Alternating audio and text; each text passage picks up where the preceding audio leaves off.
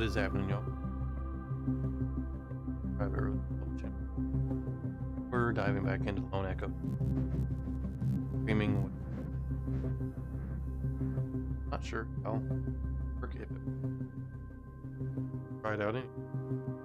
Hardware is. Goes. Check.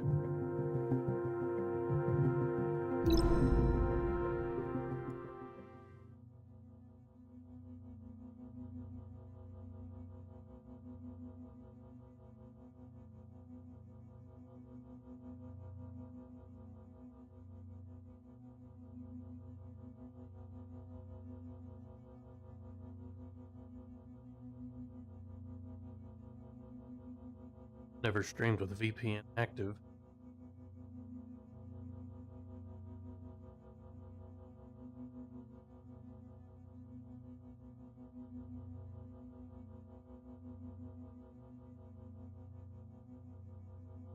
What's going on?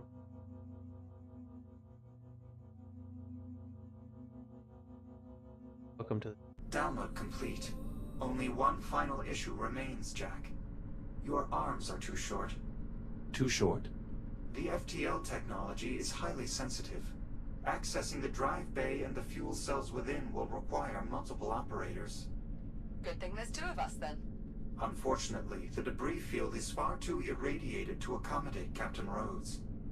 You're saying Jack's the best chance we've got, but even he won't be enough. I might be able to help, actually. The cargo drones employ stasis technology, which enables them to manipulate objects at a distance. Like the stasis projectors we used to levitate the tram back in the hab. Exactly. I believe I could incorporate the drone stasis deck into your shell, Jack. I'll just need more data from them to be sure.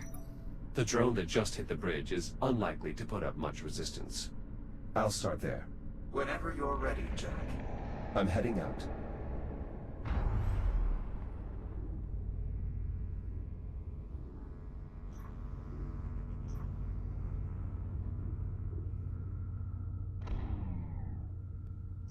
I scan all these now?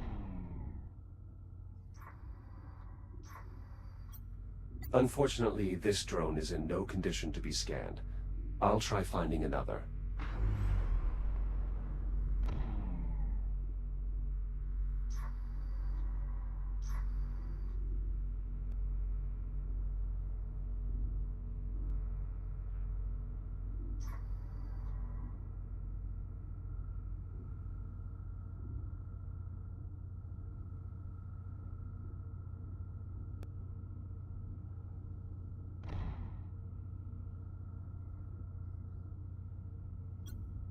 Power feeding from Chiron Station. A way to keep the bridge online, so Dr. Harlan could investigate. Your interference caused me a great deal of trouble, Apollo. Dr. Harlan, I was forced to activate my defenses when you repowered the bridge. I am glad that we are no longer working at cross purposes. Jack, to stay protected from radiation out there, you'll need to activate radiation dampeners with your data link. They can be found on both charging docks and cargo drones. Is there any possibility of recovering this drone? I'm not sure. Its guidance module is clearly offline, but some of its other systems might still be intact. Scanning its data port will allow us to evaluate.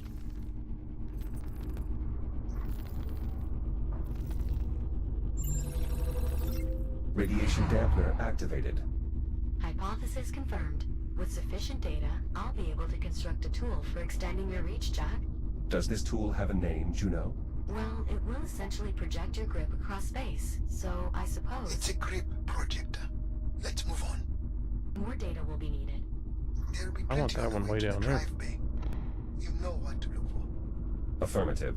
Inoperable cargo drones, but with functioning data ports. Heading to the drive bay. Please remember the charging docks have radiation dampeners as well, Jack.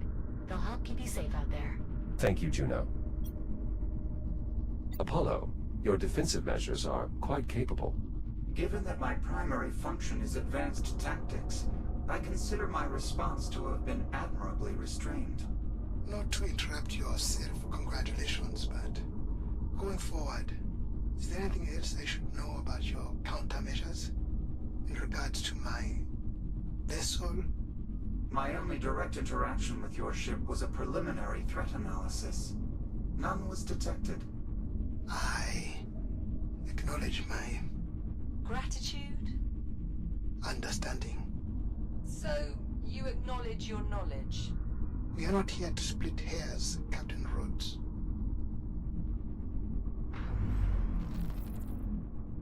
Yeah, we're gonna die.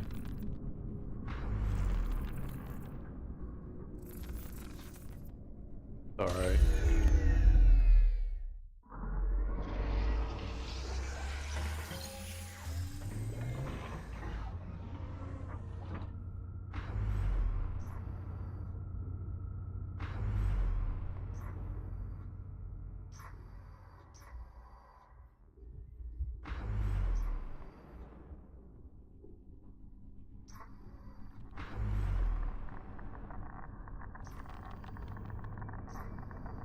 Shields at 95%.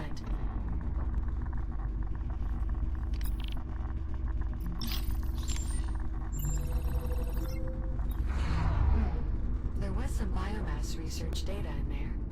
Just a small amount, but every bit helps with the cure.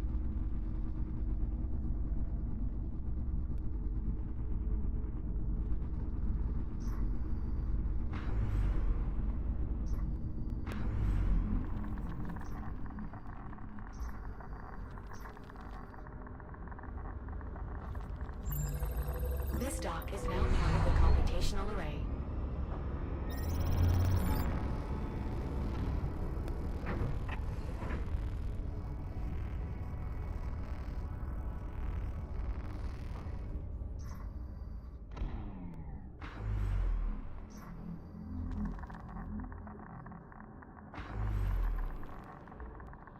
Shields at 95%.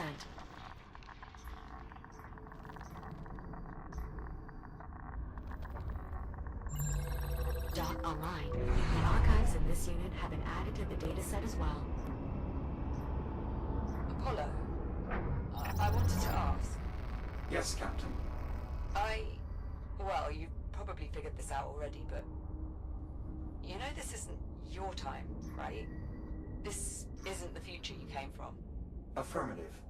When we first arrived, I was able to accurately calculate the astronomical year. However, I lacked sufficient data to determine that the course of history had been altered. I apologize for having misinformed you. The fact that half of the Estrella was left in your time and led to system-wide decimation of the human race is clear evidence of a tactical oversight on my part. I'm gonna activate that because I'll forget it.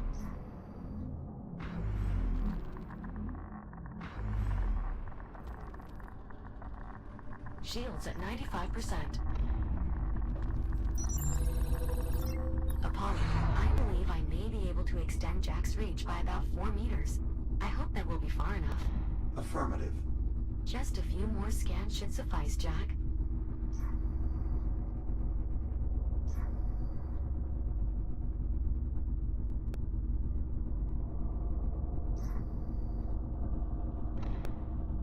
Terrible to go that direction. Let's go hit ones down here first.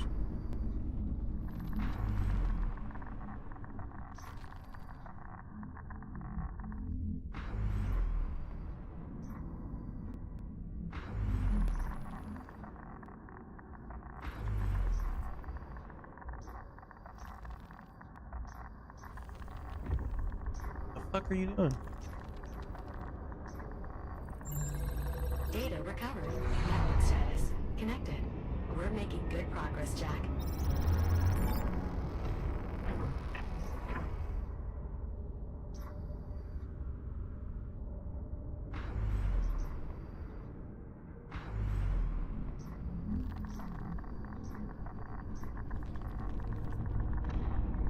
Shields at 95%. The stasis projection technology will be simpler to adapt than previously anticipated. If you scan one more cargo drone, I believe I will have enough data to complete your new tool.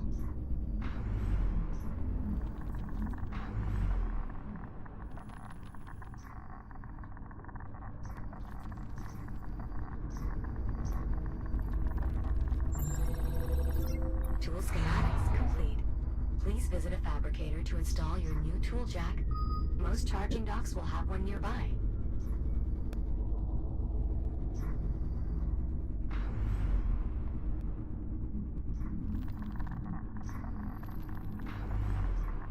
Jack, I'm detecting extreme radiation nearby. If you can pinpoint the source, I advise staying clear. Hell of a lot of radiation out there. Guess it's coming from the Estrella. Oh, you idiot. Correct. The Estrella's last time jump ruptured a generator, diffusing radiation throughout the region. That's the radiation darkness.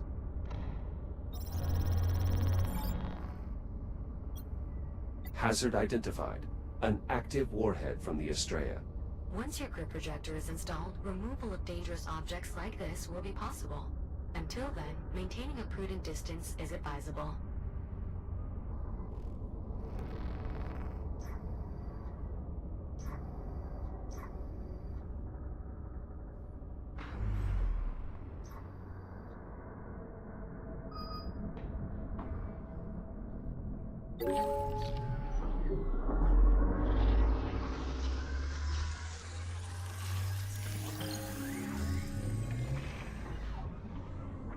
Grip projector installed. To use your grip projector, simply point at a target. Activate the projector and direct it with your hand. Any sufficiently small piece of debris would be ideal to experiment on. If your new tool works as intended, Jack, you should be able to access the fuel cells now. Good. Heading to the drive bay.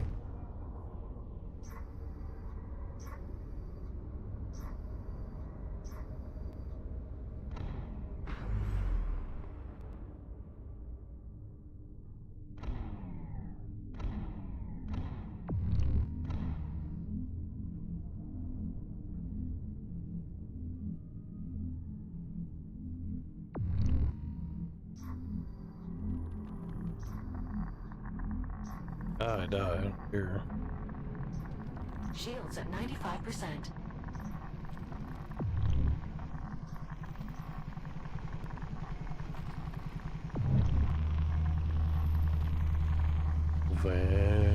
Moose.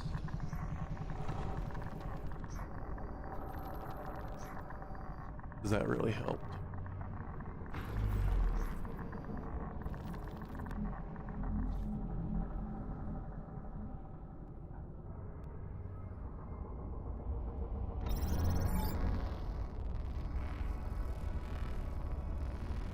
I mean, it's gonna fuck off. Or it's just gonna hover right there.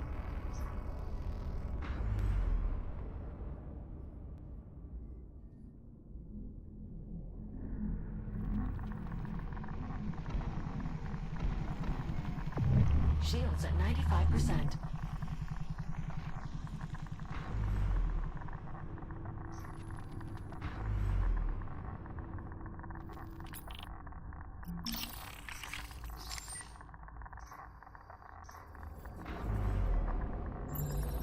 Connectivity restored. This dock is now aiding in the development of your regenerative shield jack. Dr. Hartman, what was your purpose in attempting to salvage the Estrella? The odds of my ship's components being compatible with yours seems unlikely. It wasn't the hardware I was after. Your ship was the original source of the infestation. I'd hoped to find an undetonated biomass torpedo amongst the wreckage. Use it to develop a cure for all this. I understand, Doctor. Considering my current directives, I will provide any useful data that may help in your research. Better late than never, I suppose.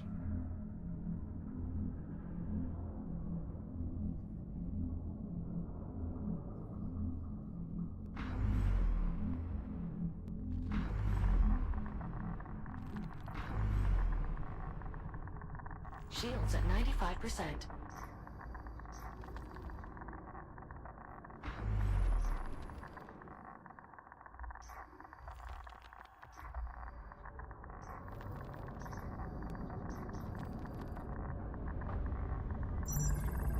Good news, Jack. Between data recovery and brute force computations, we now have a schematic prepared for regenerative shielding. Please proceed to the nearest fabricator at your earliest convenience, and we'll begin installation.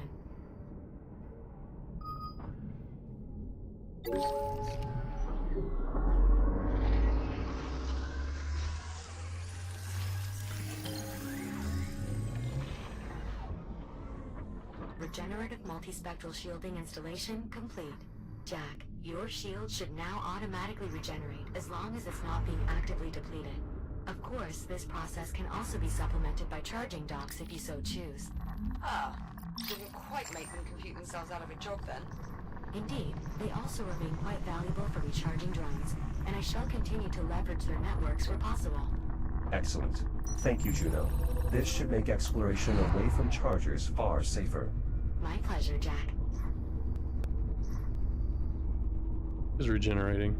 Nice.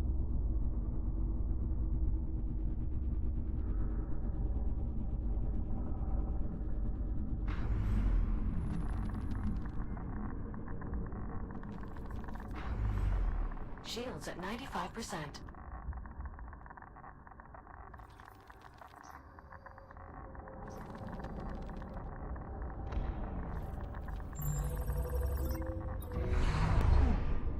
At least a small amount of that data is relevant to the biomass.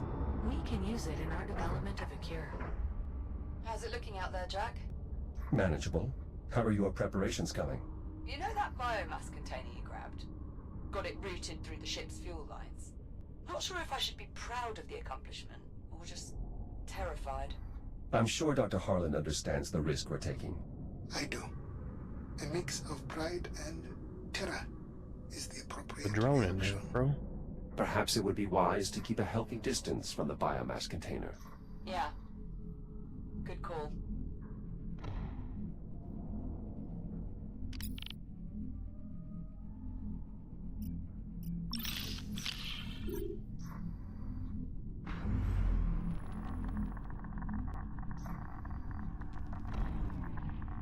Shields at 95%. More cis, Jack. No tentacles, though. It must be an unevolved specimen from our original time. Nevertheless, still quite deadly, as doubtless you recall.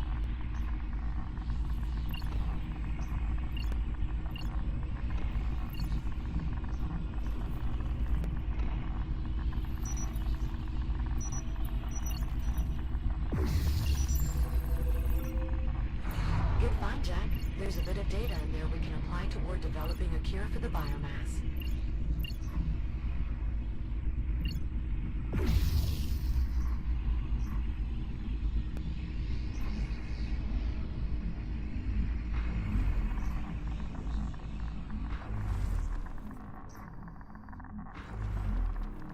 I'm coming up on the drive bay now.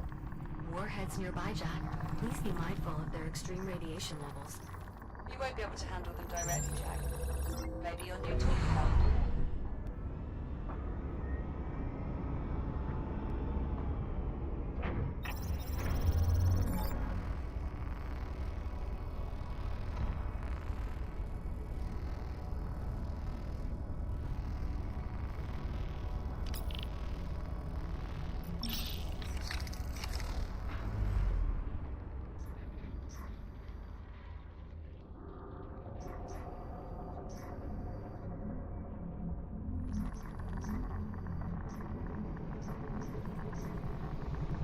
Shields at 95%.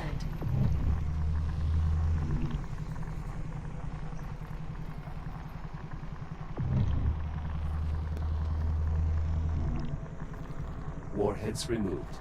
Entry into the drive bay is now clear. Copy that. Standing by.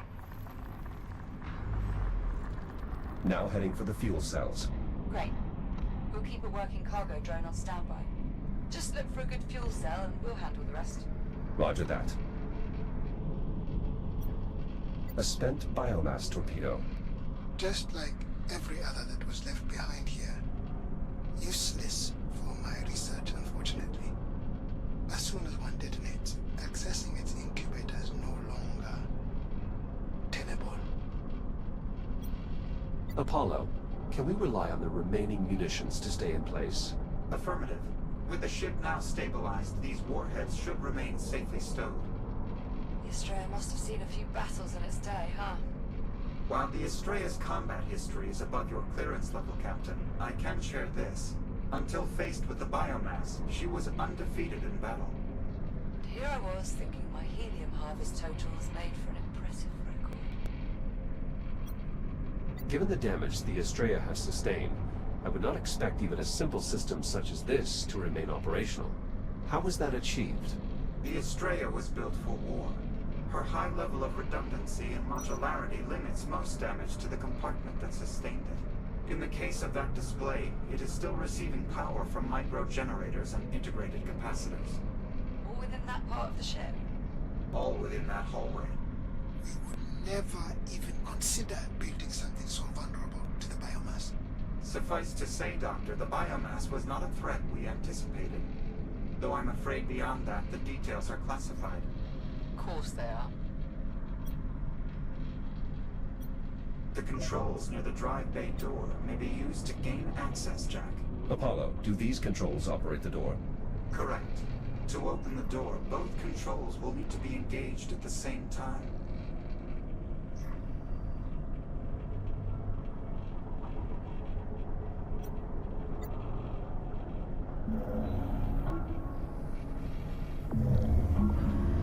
I've gained access to the drive bay. Wait, those pillars in the center, are those... The Estrella's FTL drives, yes. do they still work? Theoretically. But unfortunately, they're of little use to us. With such a high concentration of biomass forms in this area, any attempt to remove one of the drives would prove futile. Dr. Harlan, I'm noticing these ticks appear to be less evolved than those we've previously encountered. Must have carried over from the last time jump. No doubt just as dangerous. I advise avoidance at all costs. Jack, my monitoring systems are offline here. You'll need to manually inspect each fuel cell in order to determine its viability. Simply scan their data ports to get started. Do we know what the biomass does specifically to an FTL drive to trigger a time jump? I have a few theories. As do I. I'm sure they're all equally preposterous. The drive assembly looks remarkably like Dr. Harlan's FTL, if only a bit larger. As I understand it, our drives were reverse engineered from the ones left behind on the Estrella 400 years ago. Their functionality hasn't improved since then. Apollo, could one of these FTL drives contain a suitable replacement for the fuel cell? Doubtful. All of these drives are likely depleted from the last jump. And even if that were not the case, I would still advise against venturing too close to those biomass swarms. If we're to leave here with a viable source of energy, it will need to be one of the fuel cells along the outer wall.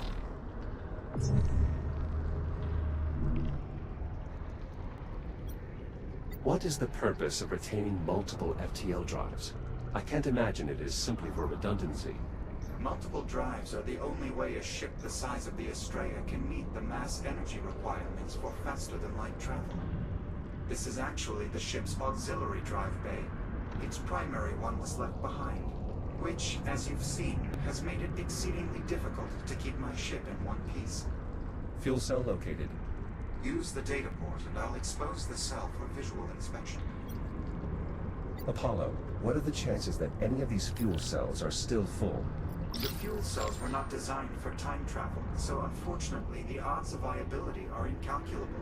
Scanning all their data ports will answer your query, however. Exposing fuel cell for your inspection, Jack.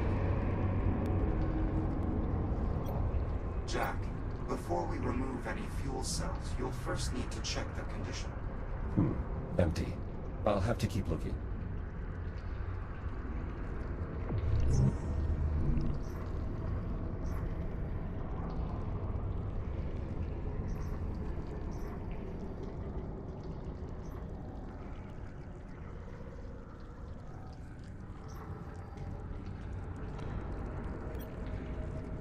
Apollo, could one of these infected fuel cells still be full? It is conceivable, Jack. However, the infestation renders it impossible for me to extract the cell. Understood, Apollo. I'll check the other cells.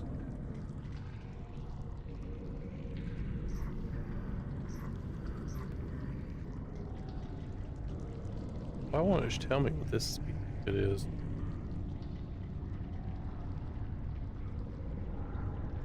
Stop being screwy.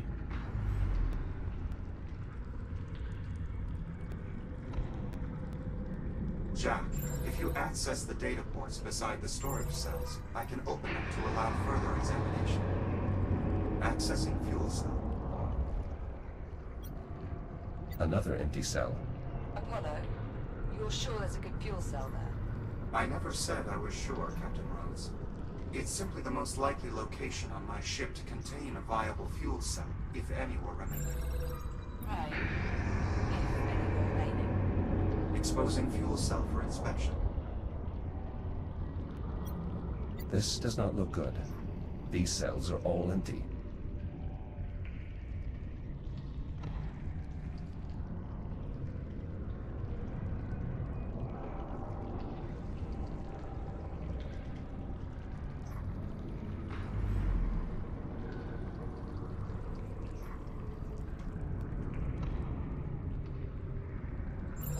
Exposing cell for visual inspection.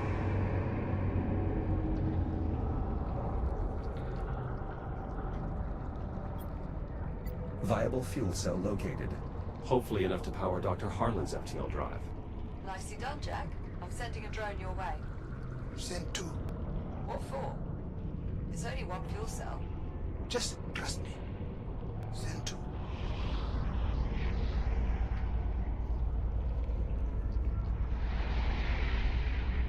Warning. Lead drone compromised. Jack, what's going on? The ticks swarmed the lead cargo drone. And that is why you send 2. Fair enough. I don't think we'll be using that one again. Backup drone malfunctioning. More ticks. The lead drone is disabled, but the backup still has a chance. Pesky bastards, aren't they? I'll clear them off.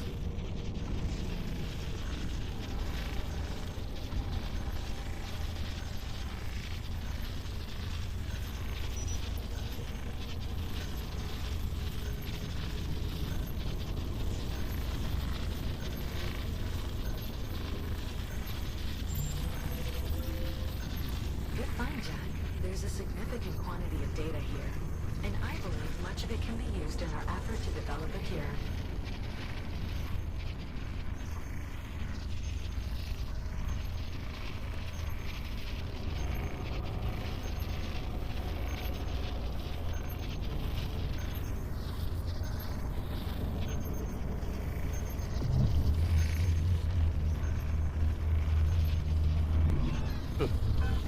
Shields at 95%.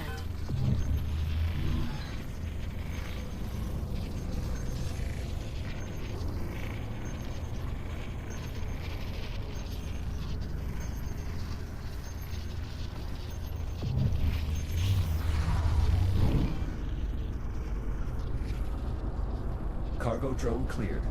Acknowledged. Thank you, Jack. Resuming flight.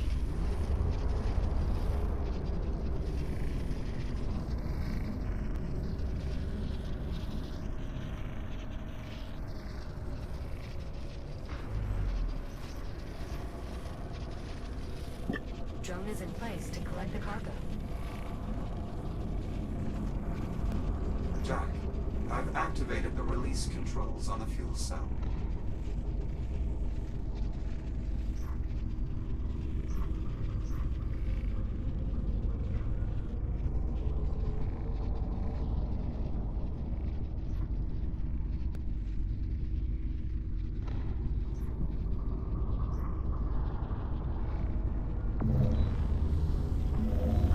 Fuel cell released. Cargo secured. Ready for departure. Excellent. Second gantry's all set. So I'm heading back inside. I can finish the hookup from there, Jack. Unless you want to do it.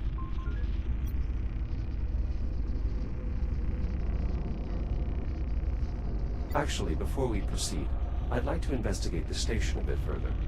Not a bad idea. Maybe find some more data. Help us get a better sense of what we're up against here. Just head on back to the ship when you're ready to test out this whole time travel business. Will do, Liv.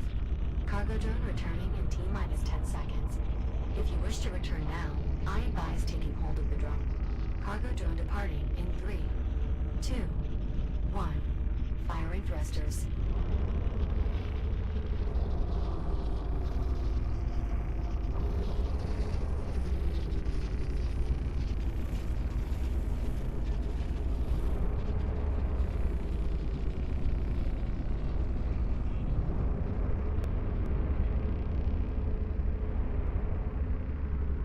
The fuel cell is clear of the drive bay.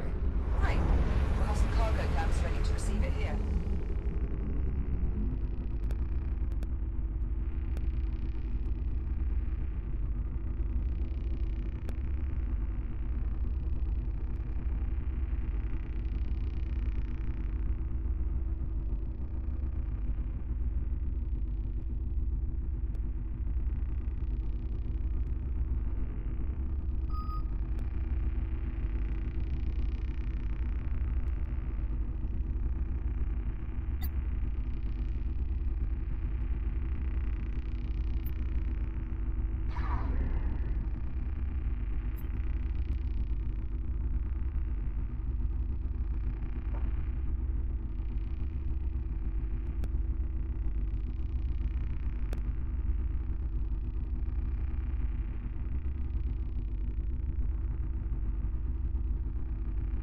Ain't gonna bother doing them other objectives. Pain in the ass.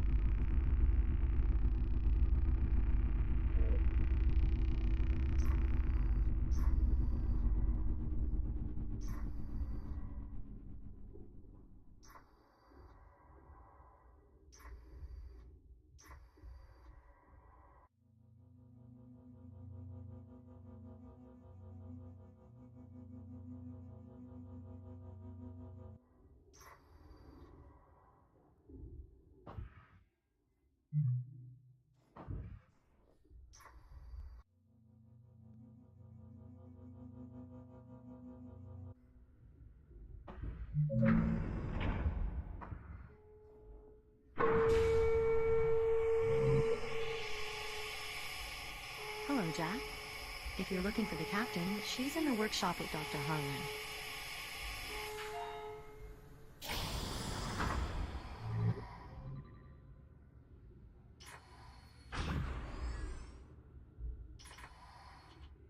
What is that? A motion detection system? One of several independent sensors rigged to trigger detonation. Jack, there you are. Good. He's finally here.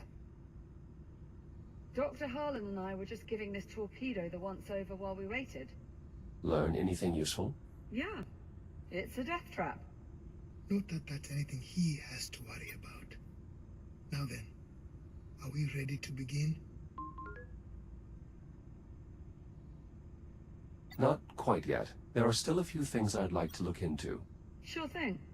Just let us know when you're ready to get started. Try not to be all day about it. Dr. Harlan, how well do you understand the internal mechanism of these bio-torpedoes? The mechanism? Only enough to know that as part of its detonation process, it catalyzes the base genetic material within to create a stream of infectious spores. Yes, I have witnessed that event firsthand. But you are certain you have seen a torpedo prior to that stage, one that has not detonated yet. Yes, several in fact. Good. What can you tell us about the biomass, Doctor? Very little. Far less than one would hope. Humanity has lived with this organism for 400 years. We must have learned something. Well, we know it's not actually a single organism. Once it's released into an environment, the biomass immediately begins evolving. It's diversifying into a variety of distinct species, all stemming from the same base element. Then it's an entire ecosystem. That is the prevailing theory. What about its origins? Where did the biomass come from? That is the more troubling question, isn't it? We know the Astrea carried the biomass into this timeline, but as to its true origins, we only have theories and conjecture. No conclusive facts. In truth, I'm not sure it's a question I need answered. Whoever engineered the biomass, they either still exist or they don't. Both possibilities are equally terrifying.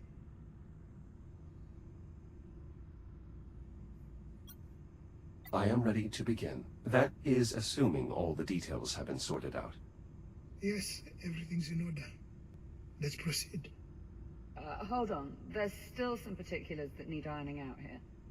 There are always going to be unknowns. That's just something we have to accept. Let's assume this works. Let's assume we open another anomaly and send Jack's consciousness back to the past. What exactly is he supposed to do when he gets there? Locate an undetonated biomass torpedo and sample the genetic material inside. So you can use the data to create a cure. Right. I get that. I'm saying, how is he supposed to do it? It's not like he can physically bring the sample back with him. And if he's in a combat shell, it won't be fitted to do a medical scan. How will he collect the data? He'll have to improvise, of course. Apollo? Greetings, Captain Rhodes. I have analyzed the situation and would like to propose a solution. It's good to see you too. We can exchange more formal pleasantries later if you like, Captain. For now, if you would please proceed to the holotable. Apollo, is this one of your AI cores? Affirmative. Once I became aware of the salvage attempts on the Estrella, I began disabling intruding equipment with a suite of electronic countermeasures. Apparently, this core was taken before my defenses were in place. Well, now that you're here, will you disable whatever protocols it's using to prevent access? All right, Apollo, let's hear it.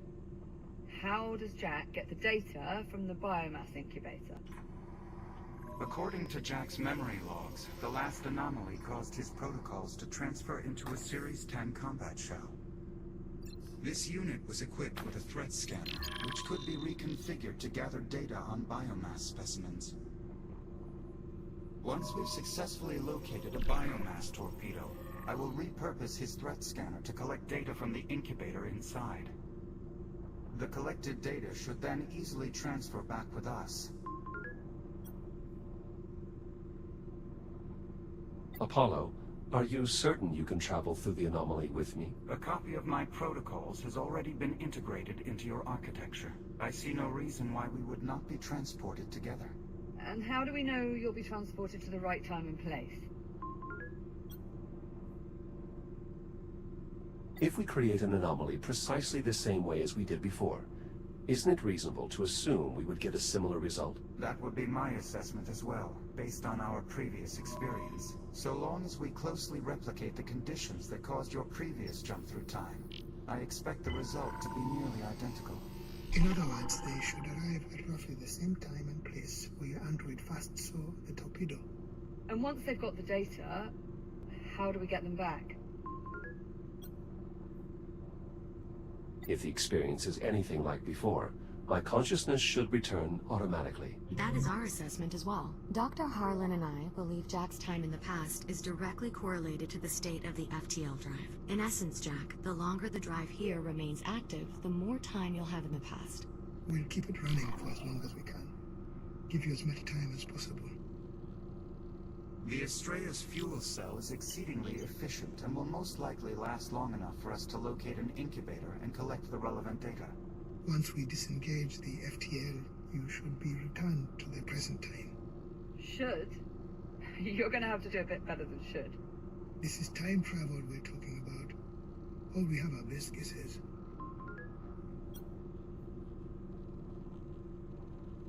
What is your honest assessment, Apollo? How likely are we to succeed? I would be unable to calculate accurate strategic odds based on the available data. Ultimately, we must do the best we can with the information we have. This is the only way we get a cure.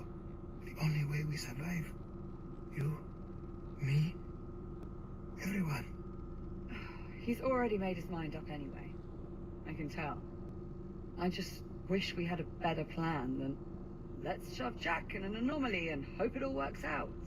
Juno, prep the engineering bay. Right away, Doctor. Jack? Liv, we have to do this. It's the only way to find a cure for your biomass infection. Yeah, and I suppose saving the whole rest of humanity is kind of important too. Just make sure you come back safely. All right? Is that an order, Captain? Well, technically we're both captains, remember? But yes, that is an order. Acknowledged, Captain. I will do everything in my power to return safely. The engineering bay is prepped and ready. Good. Seal all the ship's bulkheads. We cannot risk any accidental contamination once we... Of course, Doctor. Jack, please enter the control room and the engineering bay below. This way.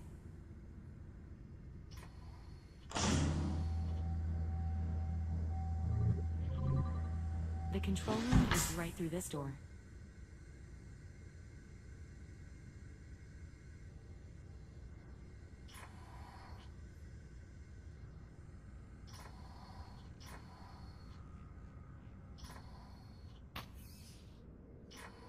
Sealing the engineering bay now. Engineering bay sealed.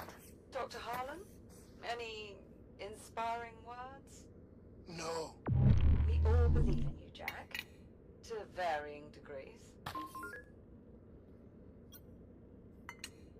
Let's get started. What do I do first? Please adjust the dials to connect the fuel cell.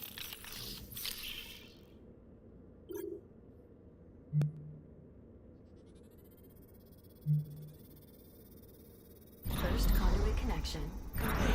Both conduit connections are complete. We are ready to release the ticks into the engineering bay. Once you engage the FTL, they should begin feeding on it and create an anomaly, just like before. Jack, are you ready for us to release the ticks? Ready to proceed, Juno. Acknowledged.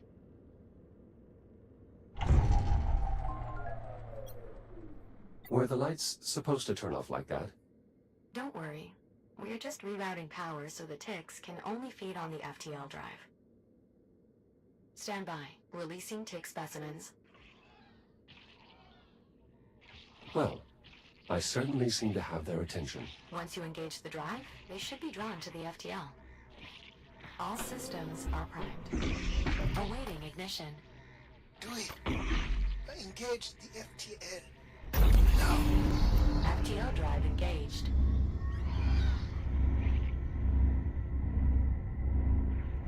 Biomass FTL interaction confirmed. The ticks are affecting the drive stability. Here goes. Stay safe, Jack. Of course, Liv. Anomalous readings detected. Take care of him, Apollo. I shall do my utmost, Captain. Anomalous readings slightly. Good luck, Jack.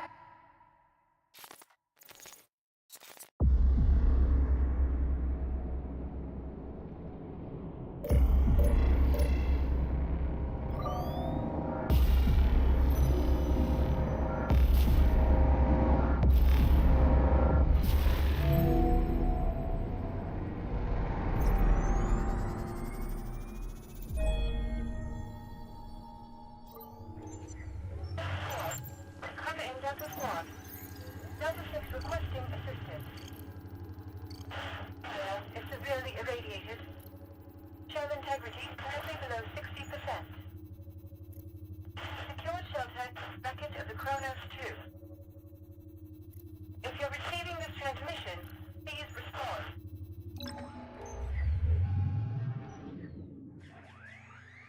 We have arrived. What is your status? Core systems appear operational. Good. We must keep in mind, this combat shell was not designed for biomass engagement. Any contact with the infestation will render us immediately inoperable. Where should we begin searching? Undetermined. I'll scan the area for identifiable landmarks. There was a transmission from a Delta member as we arrived. Did you hear it as well? Affirmative. They are continuing to broadcast. I'll patch them in now. Kronos II wreckage. Currently assessing biotorpedoes in the area. I recognize this unit as Delta 6. Interesting. It appears this Delta 6 has already located several torpedoes. Reaching their location may be our most expedient option. Is it possible to make contact from here? Negative. There's too much interference in the signal. We should first clear ourselves of this debris, then see if the signal strengthens. However, we should check your equipment before we go. I will do my best to keep this expedient. Let's begin with your shielding. Similar to the improved multispectral shielding of your X-3 shell, this combat unit's shield is equipped to regenerate. However, unlike its more advanced counterpart, it requires a significant delay before it can begin regeneration. A suitable trade-off, given the situation. Understood. Next is your armament.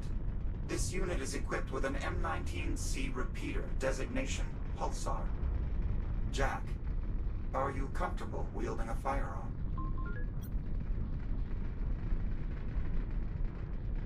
I'm accustomed to operating new tools. I'm certain learning to use this armament will be no different. Very well. I shall construct a brief simulation so that you may familiarize yourself with the device. Your armament is now unlocked. Open fire on the targets.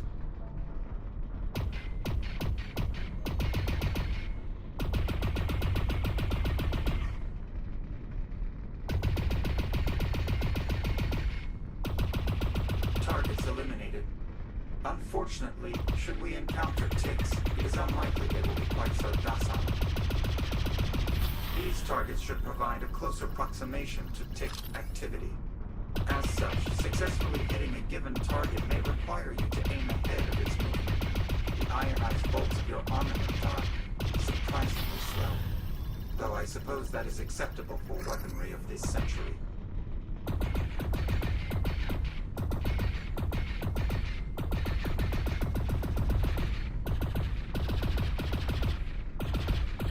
Jack, fire continuously at this last target. Make no consideration for accuracy.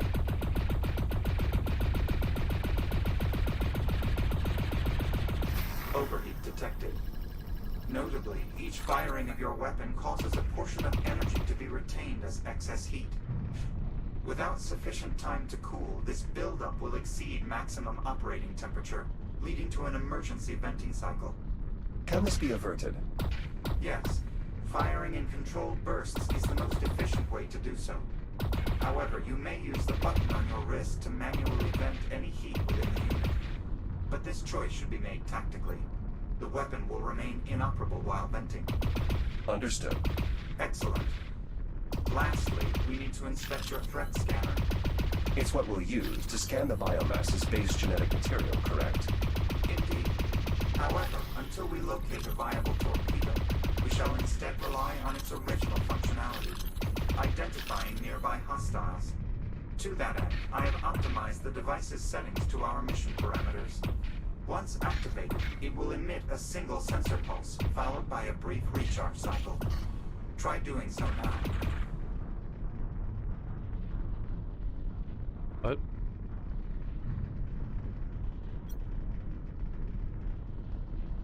Your threat scanner is a critical component in completing our mission.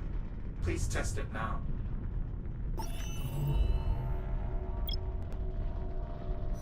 Hostile identified. A tick just beyond the bulkhead. It appears dormant for the time being. Can it be avoided?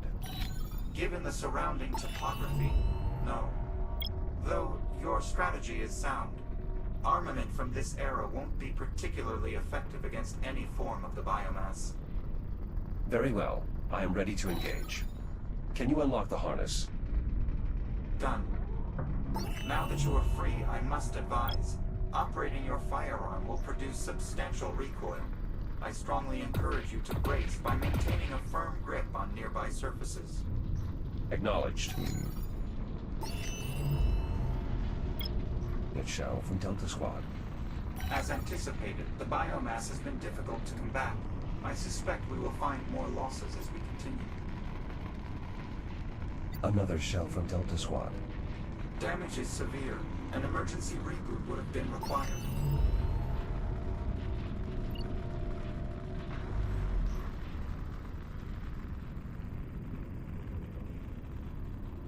The wreckage ahead contains a shielded view pane. It should offer full protection while allowing us to identify the source of radiation.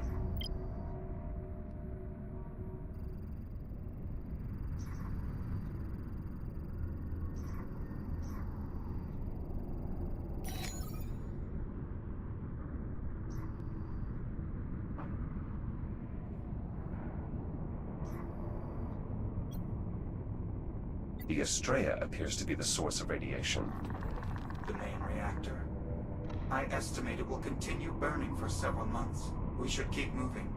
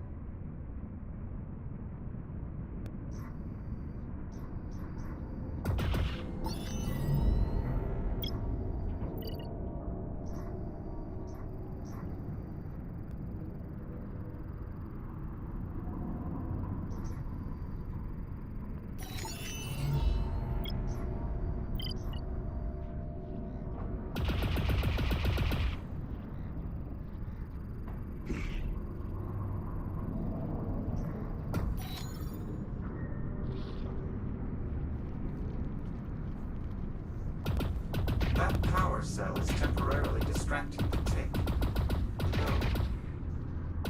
A direct hit to the cell from your pulsar would likely cause it to detonate. That sudden dispersion of energy was quite effective. I advise adding that technique to your tactical database, or the civilian equivalent thereof. My memory archive will suffice. The debris field ahead offers far less protection from radiation. Extra precautions. Stay out of the light. Furthermore, I am detecting a significant biomass presence. I strongly advise frequent use of your threat scanner to plan an optimal route. Acknowledged. Kill them all? Fucking.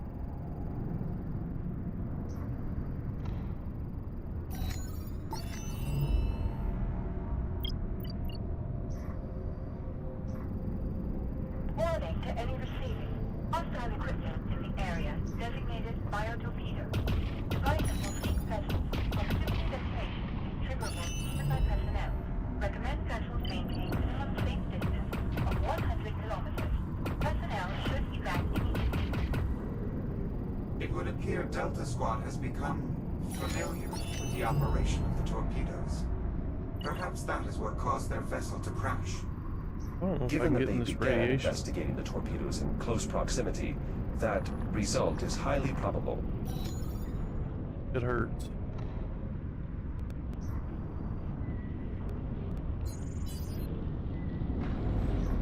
Shields at 95%. An energy pulse from the anomaly. Is it still stable? I believe so, at least relatively. Nonetheless, we should remain focused on finding a torpedo if we hope to do so before the anomaly collapses.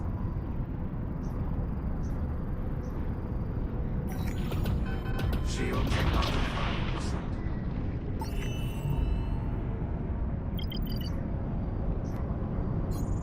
Yet another Delta. It seems the battle here did not go well. Agreed. The biomass was already incredibly dangerous in my time. As we know, this century will have it far worse. Operational status report. Delta Squad operating at minimum capability. Activation pods are offline. Delta Actual and Delta 9. KIA. Delta 13. MIA. Delta 6. Active, but unable to perform reboot protocol. If you are received, forward to Crisis Command with authentication code. Gamma 7 being used. Apollo, should we respond?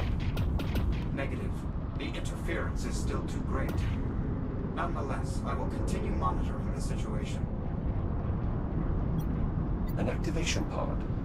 It is as Delta 6's transmission indicated. They are unable to reboot.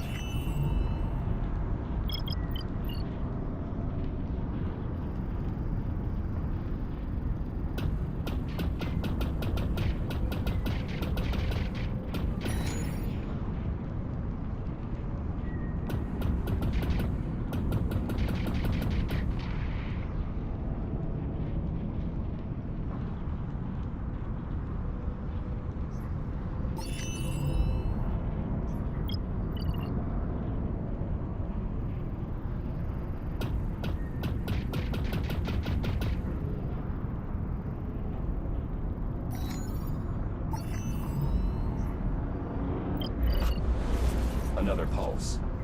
Magnitude minimal. I believe we still have ample time before our forcible return to the future.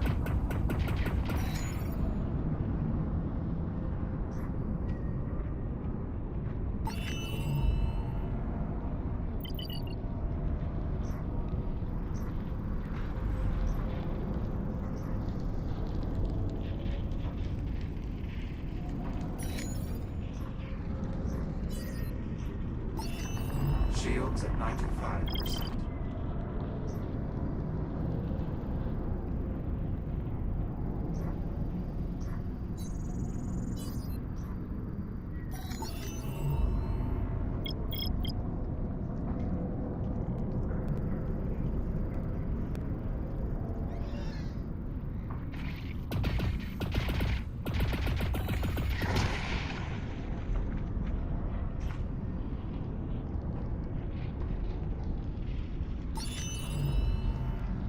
There is a faint distress signal emitting from a cavern just ahead. Its frequency is similar to Delta 6's earlier transmission. We should investigate.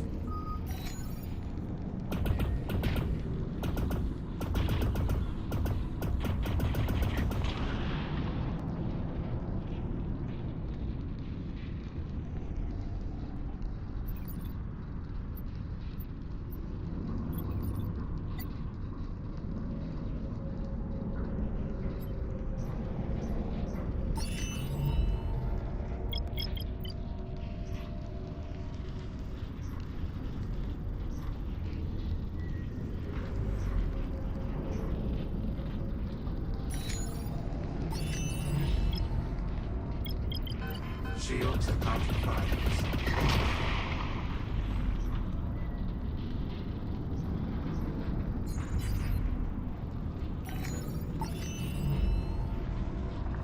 Shields at 95%. We need to reach the distress signal. It's somewhere within the cavern ahead. Distress signal located. It's a CubeSat, one of Delta Squad's recon units. It appears to be in need of our support.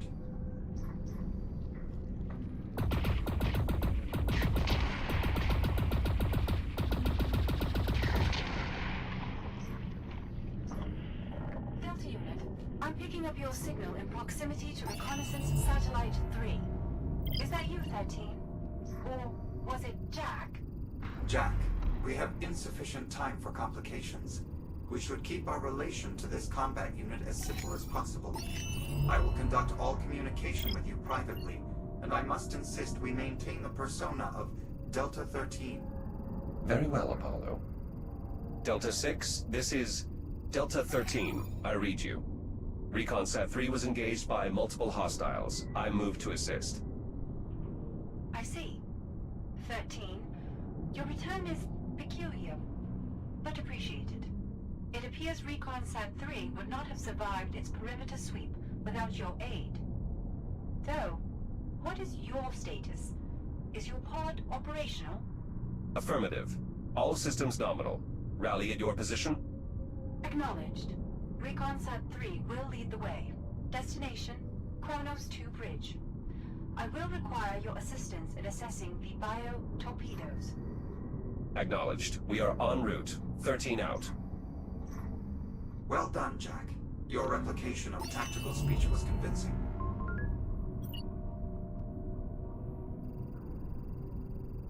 Thank you, but I prefer not to engage in deception. Given your social function, that is understandable. However, as a tactical solution, deception can be highly effective. Considering the importance of our mission, I trust we will remain covert. If we must. Shields at 95%.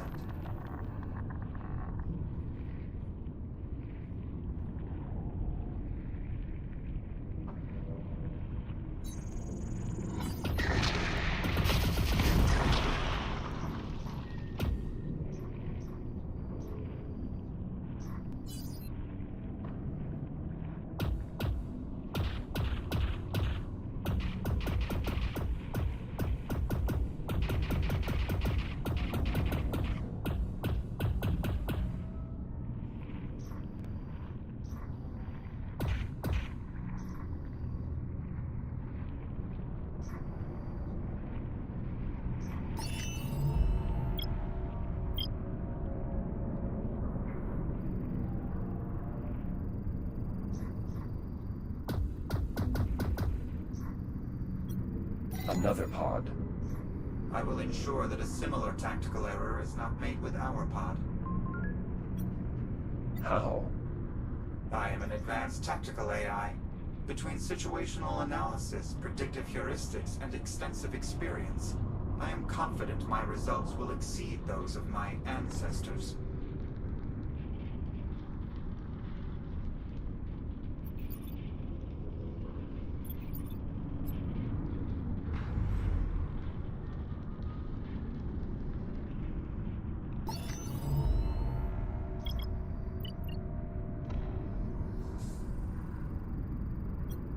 From what I can discern, I believe that is the Kronos II's bridge. Recon Sat 3.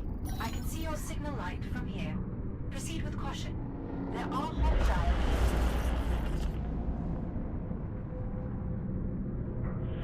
Interference from the anomaly. Delta 13. Status. Are you experiencing malfunctions again? Negative. No malfunctions detected. Acknowledged. Proceed with caution. There are hostiles in the area. Understood.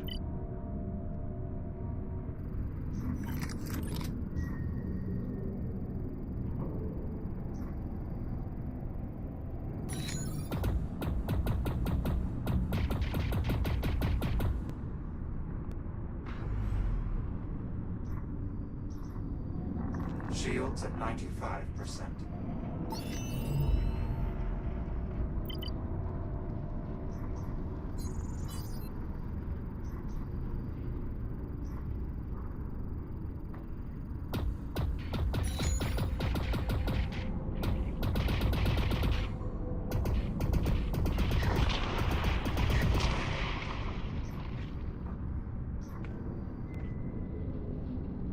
Shields at 95%.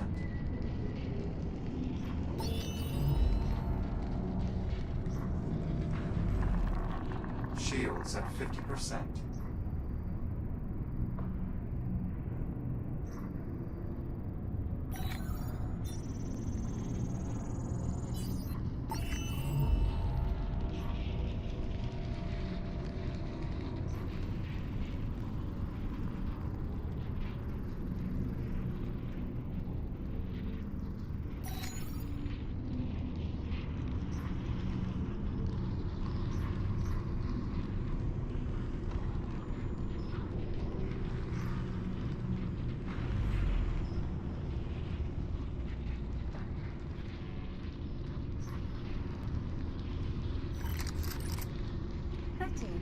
It appears you have arrived here intact.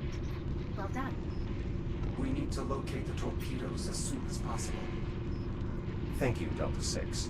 We should continue our mission immediately. Agreed. Primary objective. Threat assessment of the hostile devices. Secondary objective. Establish a warning beacon for passing vessels. Chaperone protocol is still in effect. What is my assignment? I believe you are the best candidate for the primary objective. Given the degradation in my operational capacity, specifically my reboot protocols, I believe a further encounter with the bio-torpedoes would simply result in my permanent destruction. However, I can still provide some assistance. By leveraging the Kronos II systems, I have already performed a sensor sweep.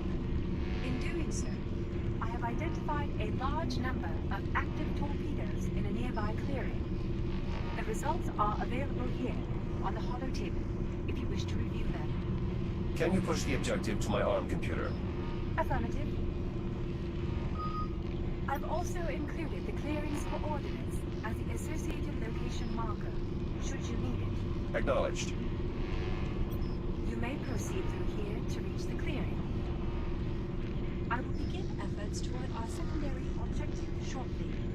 Report back here once you have completed your assignment. Copy that. Interference from the Astrea's radiation will continue beyond the arrival of the Ithaca. It is unlikely Delta 6's secondary objective will be accomplished. We are fortunate to have their assistance, though. Locating torpedoes has saved us considerable time. Agreed. The alignment of our objectives is fortunate indeed. Delta 6, you reactivated Kronos II sensors to obtain these readings. Correct. As you know, the R&D priority protocol indicates we must collect detailed information firsthand. These readings are merely a foundation for your assessment. Of course. Delta 6, what happened while I was MIA? You wish to understand what occurred after the anomaly's departing They post-rendering live. offline? Affirmative. Very well. Shortly after that moment, There one of are the nearby torpedoes activated. Athena attempted There are alternate evasive maneuvers, endings? but the device's tracking was superior. A further torpedo activation resulted in a nearly simultaneous squad wipe. We then rebooted aboard the shuttle as it crashed. Athena went offline. Delta Actual ordered we continue our threat assessment while working to re-establish our reboot protocols. We failed. Eventually, the anomaly reappeared. A brief duration after that, you returned. That coincidence is peculiar.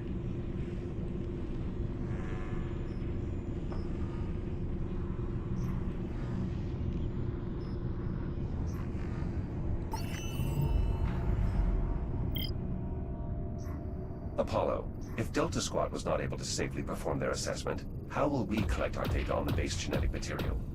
Unlike the rest of Delta Squad, you have my assistance. I will bring the entirety of my electronic countermeasure suite to bear against the torpedoes. I am certain I will be able to disable their proximity detonators.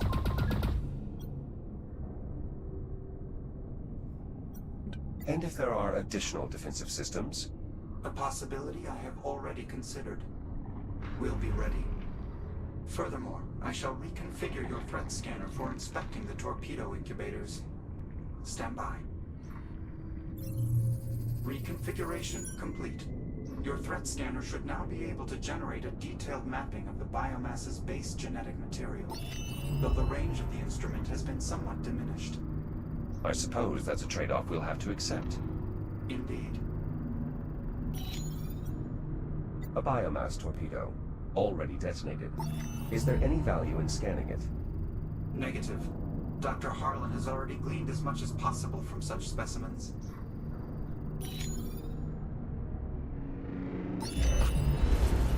The anomaly is becoming more active. We need to hurry. Dr. Harlan and the captain may be close to having expended the fuel cell.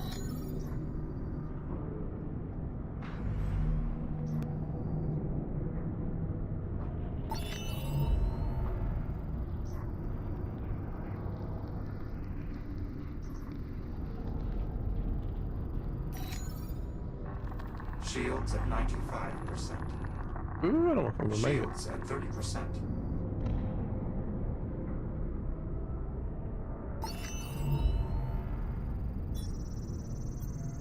Apollo, I've located a torpedo. Is this close enough to scan? Unfortunately, no.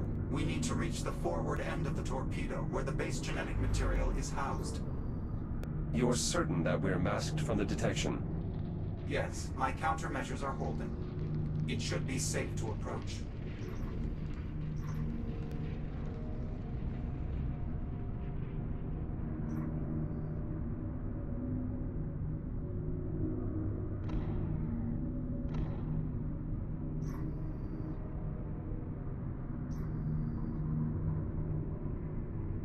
Apollo, is this range sufficient for a scan?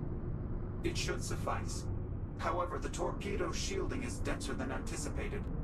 For a successful scan, it appears we'll need to expose the base genetic material. I believe that by interfacing with the torpedo, I should be able to reveal the incubator at the forward end. Do you need me to do anything? Possibly. I cannot be certain until I have actually accessed the torpedo's systems. I advise maintaining full tactical readiness.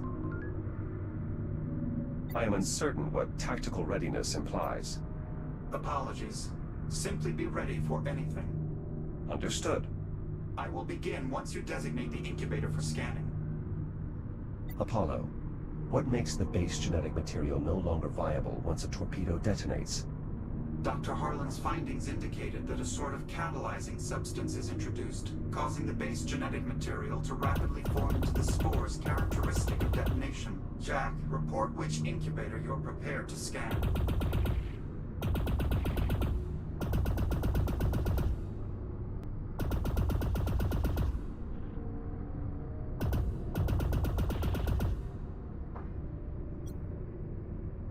Incubator located.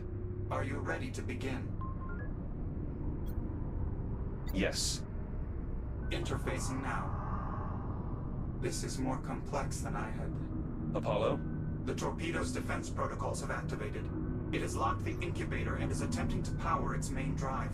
It's beginning launch procedures. I will stall for as long as possible. How much time do we have? Not long enough to discuss it. I'm opening access hatches on the front end. The manual overrides within them should trigger a maintenance mode. Override activated. Perfect. Take care of the one on the opposite side as well. Second override activated. Well done, though the launch procedure is still online. Perhaps we can overheat the main drive. Enabling maintenance mode gave us access to the torpedo's cooling cells. Remove them.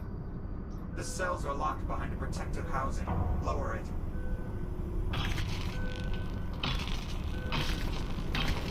Cells removed. Perfect. You will need to remove the second array on the opposite side as well. Jack, the launch procedure is nearing completion. Additional cells removed. Jack is launching. Get clear of the torpedo immediately.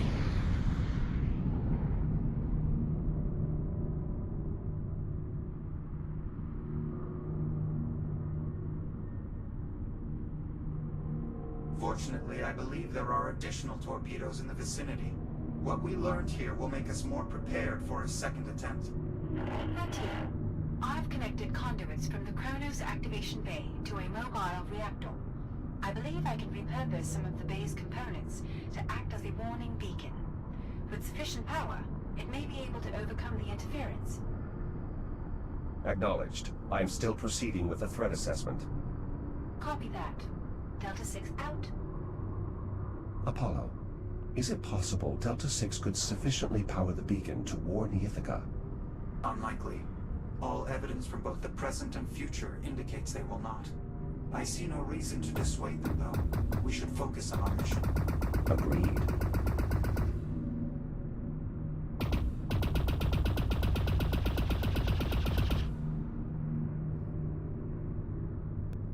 I don't think I can make it to that, bro.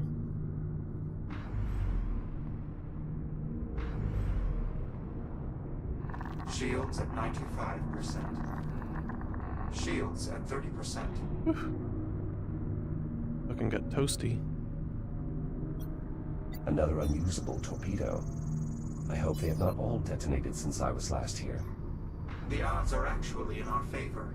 As the Estrella was attacked, I deployed countermeasures. I was able to nullify roughly 37% of the incoming salvos, all of which then traveled through the anomaly with the Estrella. Therefore, I anticipate approximately 272 undetonated torpedoes are scattered throughout the sector. Perhaps that is how the Ithaca fleet becomes infected. Most likely.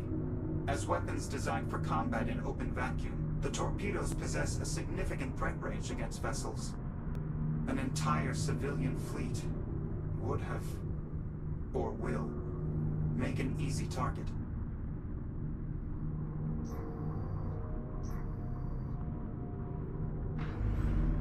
Shields at 95%.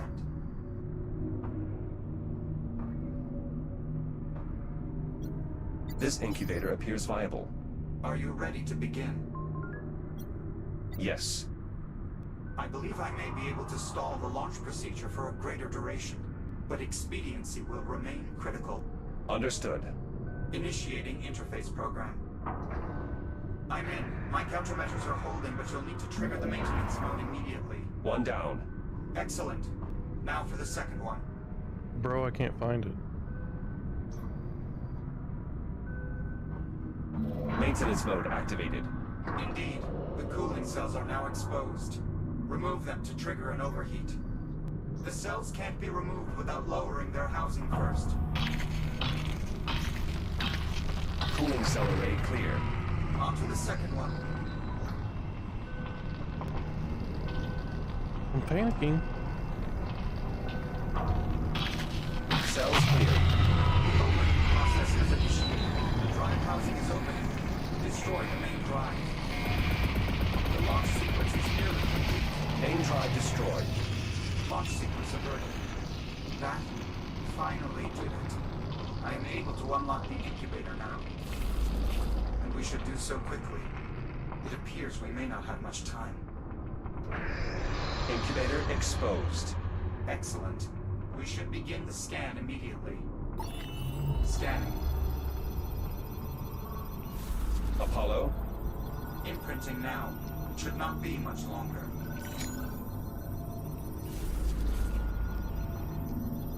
Just a moment longer. Apollo. Data secured. Well done, Jack. 13. I now have the beacon powered. Unfortunately, the range is being severely limited by radiation and interference from the anomaly. I will attempt to boost the signal, though success appears unlikely. Copy that, Delta 6. 13 out. I suppose now we should simply wait for the anomaly's collapse. I believe so, yes. It does appear to be fairly unstable at this point. I estimate no more than a few minutes remain. Very well. Perhaps there is a way we could signal the Doctor and Captain Rhodes that we are ready to return. Were that viable, I would have expected them, or you, to have already suggested a means for doing so. Certainly. However, I was attempting to prompt one of your creative solutions. I see. The anomaly is going to close any moment now. Preparing for return displacement. Jump imminent.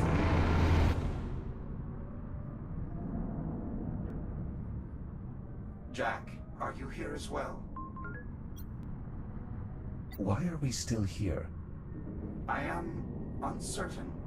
Our plan was developed under the requirement that the anomaly's collapse would return us to 2537. Had this outcome appeared likely, I would have developed a contingency. Do we have an alternative means of returning? Given the limited resources available to us here, no, not that I am aware of. 13. Now that the anomaly has subsided, I have run an additional test of the beacon. Radiological interference is still too significant. Nonetheless, the beacon is prepared to transmit continuously once the radiation subsides. As such, I am now shifting my priority back to the primary objective. What is the status of your assessment? Assessment complete. Well done. Unfortunately, our lack of extended range communication leaves us unable to deliver your work to Titan Command. Therefore, we must enact the message in a bottle protocol. Report back to me in the activation bay so that we may discuss the details.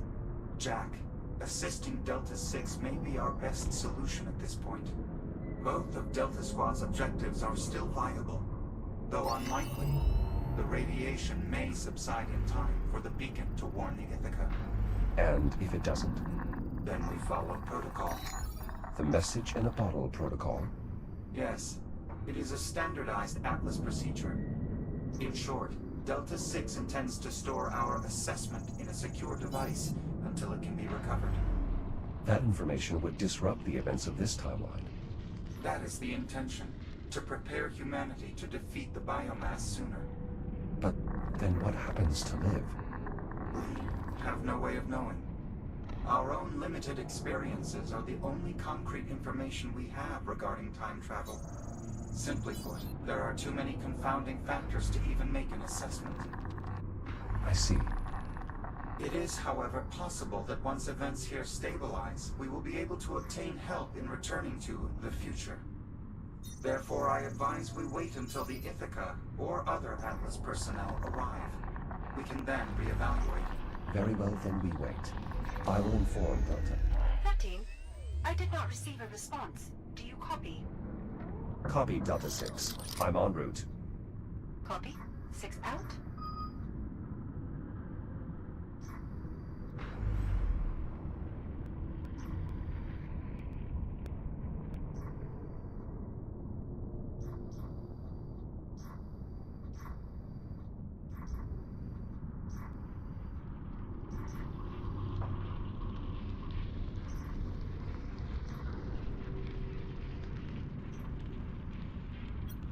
It would appear the activation bay, though now somewhat separated from the bridge, survived as well.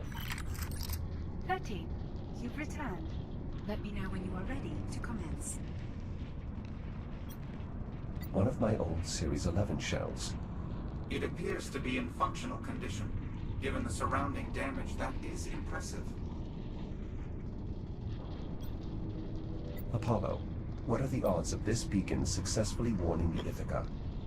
Considerably low. My estimates indicate the Estrella will continue burning beyond the arrival of the Ithaca, thereby blocking the signal. We can only be certain by waiting for that event to occur, though. Given the state of Dr. Harlan's timeline, do we not already know that the beacon fails? The causality between our actions here and the future is ambiguous. Though the Estrella's appearance has clearly had an effect, it appears your prior experience as Delta 13 did not. That difference may be caused by the magnitude of the changes, but it quite possibly could be the result of some other factor we are unaware of. Simply put, the relation remains unknowable.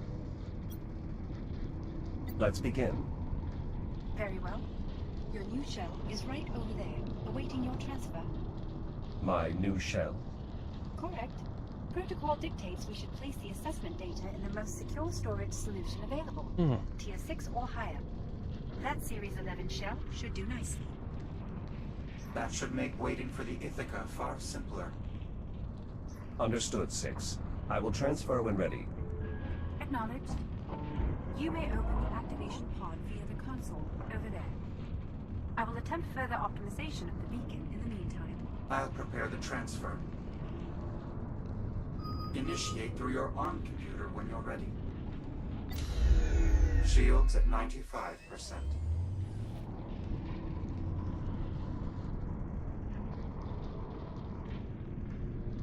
Transfer appears complete. Please confirm, 13. Affirmative, Delta 6. Transfer complete. Acknowledged. You are now integrated into the activation bay's power grid, which I have connected to a mobile reactor. It should provide ample power for both you and the beacon, especially once you've engaged your hibernation protocol. I will do my best to keep you and the power supply safe. Acknowledged. Delta 6, will you let me know if the anomaly reappears? Peculiar. Though prudent. Very well. Initiate hibernation when ready. I've set the protocol for timed disengagement so that we may awaken for the Ithaca's approximate arrival. Excellent. It is unlikely anyone else will arrive in the meantime. Indeed. Ready when you are, Jack. Good luck, Delta 13.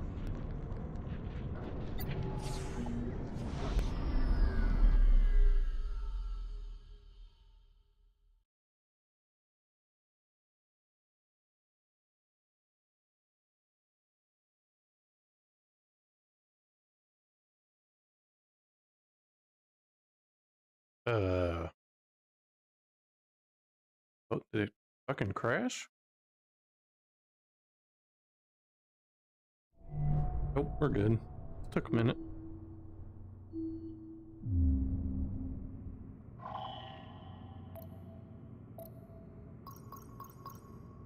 Fucking minute.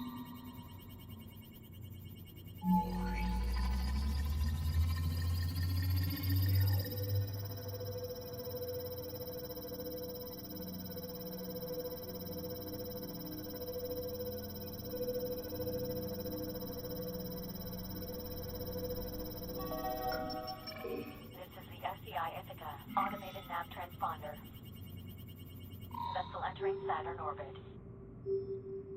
Preparing for course correction burn.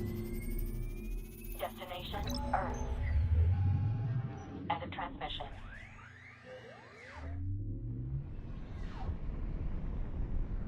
Status? Unfortunately, it appears the radiation has not yet subsided.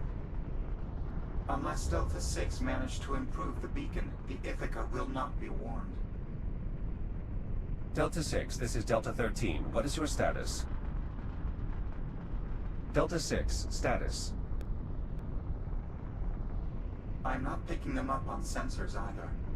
However, there is a high-gain broadcast coming through. From the Ithaca. I'll patch it in.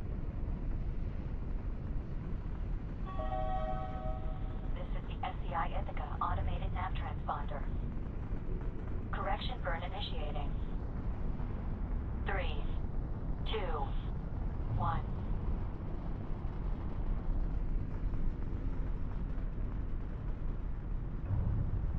The vessel is passing by on its way to Earth. Then, as anticipated, the beacon has failed. Effectively, we are witnessing the origin of the biomass outbreak. Correct. This does appear to be the final moment from which the ensuing series of events could be changed. A tipping point, if you will. What should we do now? Without Delta 6, delivering our data on the base genetic material is far less tenable. How so? Simply put, we are back to not knowing what happens next. An Atlas team could arrive within the hour, or within a year. Or never. Precisely. Delta 6 would have been able to assist such a team in finding us while we're in hibernation. But without that, we must err on the side of extreme caution. Then, we should focus on returning to Liv. Possibly. The main issue is the lifespan of that mobile reactor. At current operation, it should last roughly 50 years. If we were to minimize the beacon's output, we could last roughly 500 years. But then I doubt anyone would find us. I agree. The odds of someone discovering us would be quite low. But what if someone knew to look? If they wouldn't give up on looking? Captain Rhodes. Exactly. If we hibernated till 2537... She will search for us once we fail to return. In fact, if we altered the beacon's message to one she would uniquely recognize. And time its broadcast to resume when she would start searching. Then we should be easily found, with power to spare. Pausing beacon now. I'll set it to resume shortly after when we would have disappeared. Beacon set. The next time we awaken, it should be due to Captain Rhodes having received our message. Initiate hibernation when you're ready.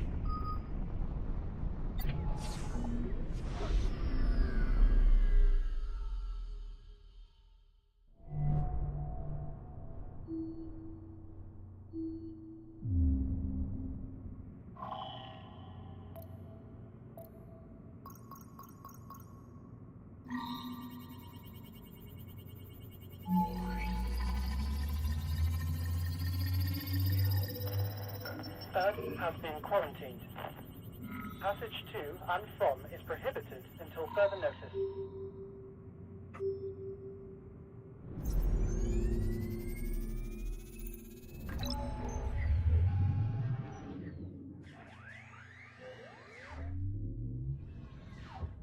Jack, listen. Message to all colonies. Do not, I repeat, do not attempt passage to Earth. Any and all traveling vessels, avert course to your nearest off-world settlement.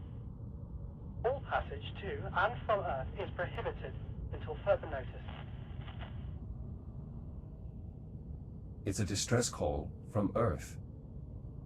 And not the only one. I'm intercepting countless transmissions from ships disobeying orders. Fleeing Earth. We know every major event of the next 400 years. There must be some way to help. We're already doing everything within our power. We should conserve energy, Jack. Reinitiate hibernation when you're ready.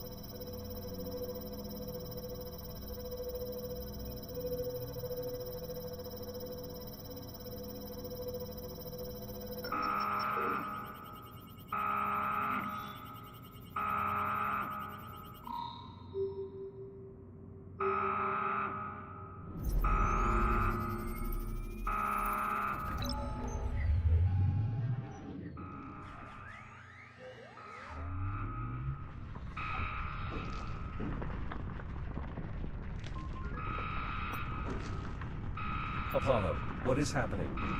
We're passing through a debris cloud.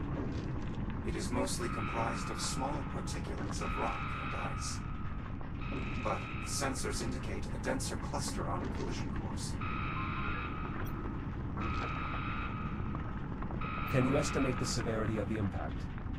There is a high probability of collision, however. The trajectory places the affected area outside our immediate position. We will experience some impact tremors, but this bay should provide adequate protection.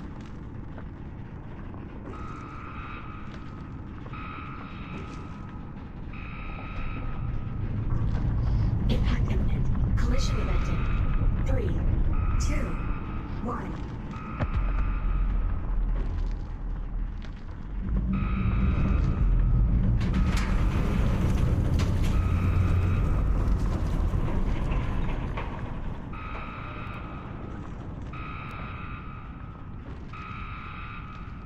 Tremors subsiding. Minimal damage to the activation bay.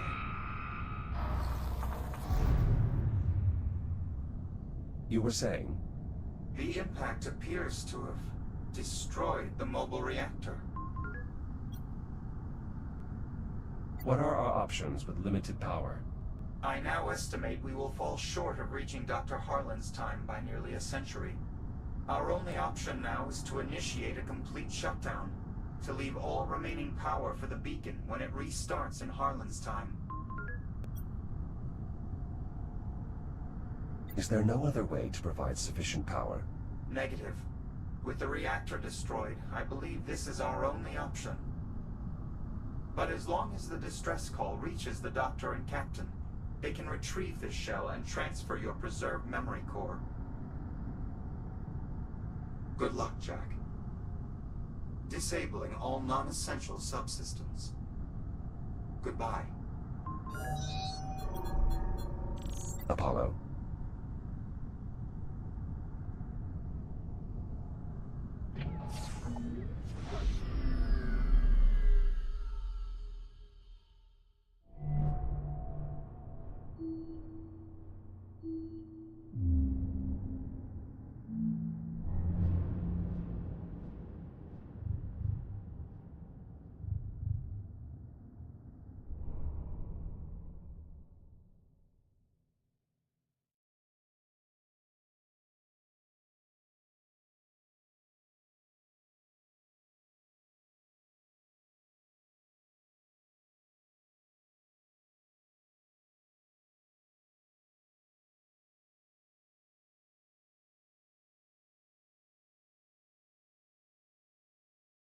Initialize neural matrix transfer. Verify hardware connection.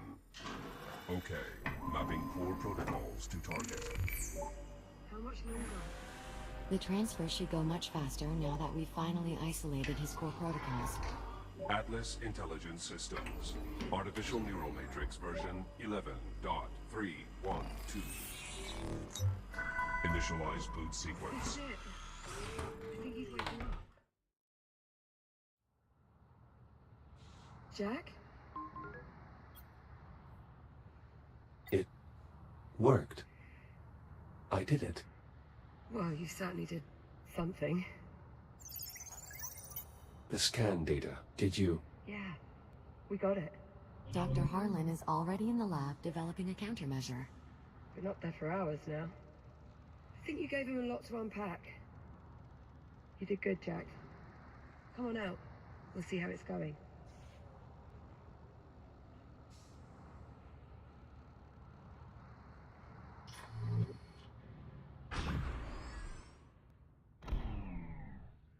The anomaly.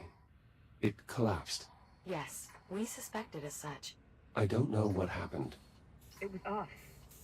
We fried the FTL. We wanted to give you as much time as we could. But we let it run too hot for too long. It appears they've already started another test. We'll have to wait until they finish. Right. When it happened, you know, when the FTL collapsed, I thought...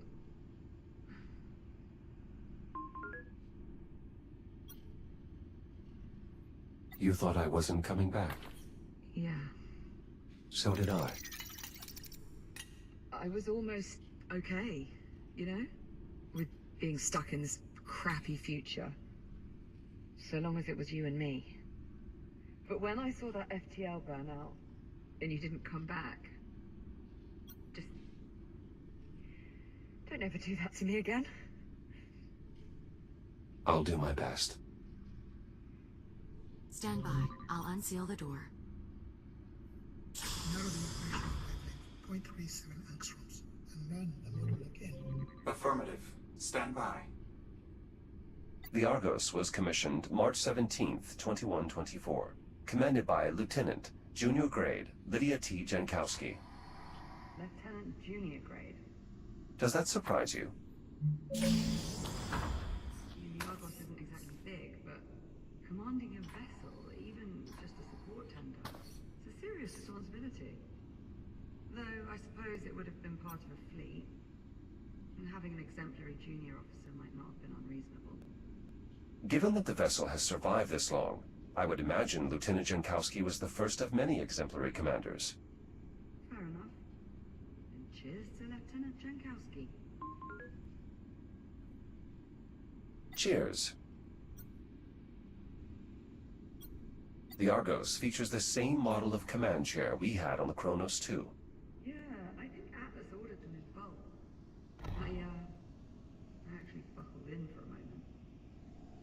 With my eyes shut, I could almost fool myself I was back on the Kronos.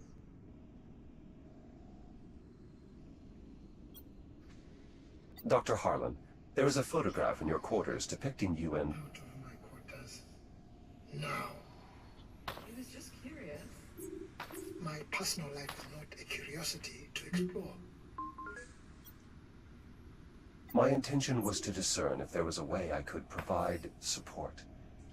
I understand that re-engaging with the loss of... Please, stop. I appreciate the effort, but I do not wish to discuss this any further. Of course, we understand. But we're here if you change your mind, okay?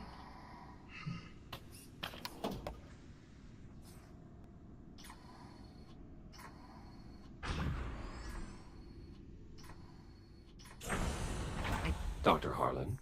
Ah, you're here. Surprisingly, yes. Well, you've been nothing if not surprising. Where are we on the cure? I was right. The data your android retrieved from the past was precisely what we needed to complete the gene sequence. We're running one more test to be sure. But I think we may have a solution. That was fast.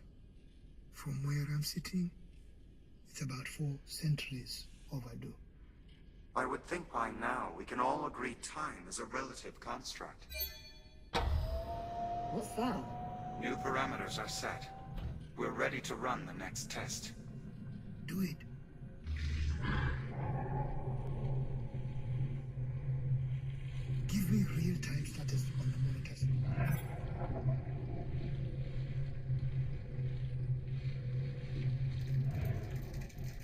was it?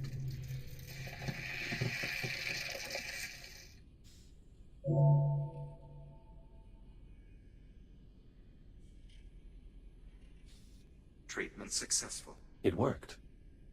It worked. Just like that. It's right there on the monitor. Zero metabolic activity. We did it. Congratulations, Doctor.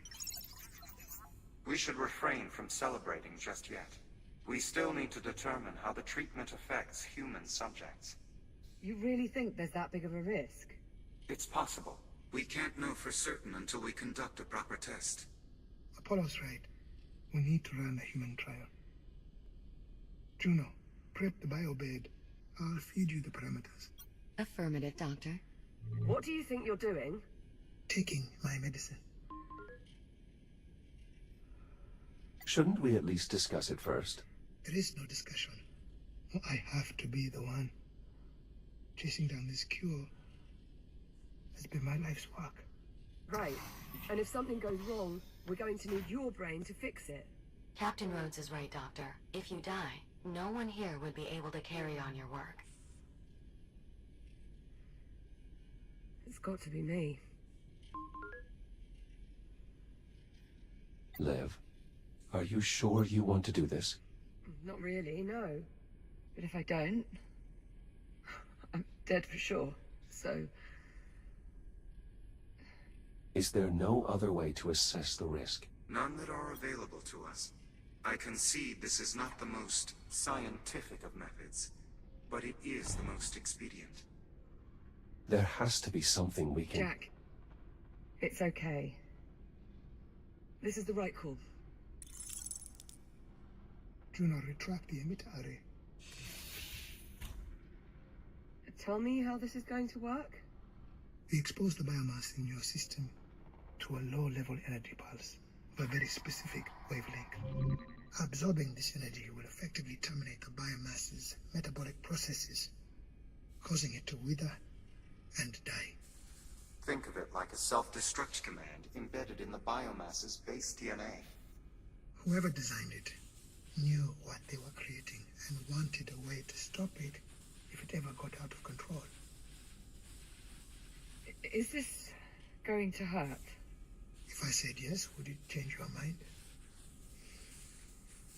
Okay. Let's do it. I want to take a moment to triple-check the math before we begin. Whatever you have to do. I'll let you know when we are ready. Juno? Yes, of course. Jack? Come here.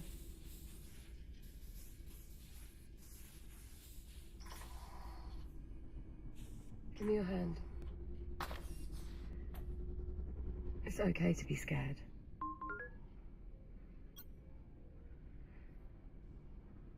Was that intended for you or me? Yes. Jack, look at me. This is going to work. Oh God, now don't you start. Go on. It'll be all right. Captain Rhodes? We're ready if you are. I'm good. Let's go. Confirmed. Initiating counterpulse emission now. Oh, Liv, it's all right. I'm okay. Vital signs are stable. Metabolic pathways in the infected cells are failing. It's working. Oh, Cellular saturation in 10 seconds. are you sure you're all right? yeah. Yeah, I'm good. 5 seconds. 3, 2, 1.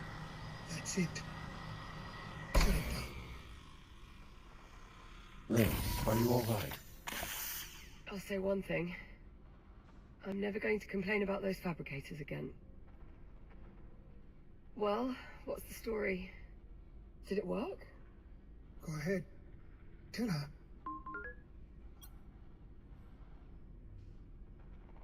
Infection cleared. Oh my All traces of the biomass forms have been neutralized. Apollo, is it acceptable to celebrate now? It certainly appears so, yes.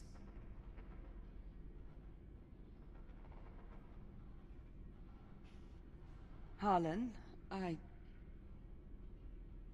thank you. Yes. Well, good then. So long as we are just floating here, do you mind if we keep walking? Now that we know the counterpass works, we should start working on better ways to administer it. Harlan? We'll need both focused and wide dispersion methods. Dr. Harlan. Let's draw up some schematics and feed them to the fabricators. I already have a number of ideas that I think could serve. Dr. Harlan. What? The treatment, Harlan? You still have to undergo the procedure. Right. Yes, of course. Do you know? Can you prep the bed for another dispersion? It's already done. Very well. This is gonna go fucking haywire.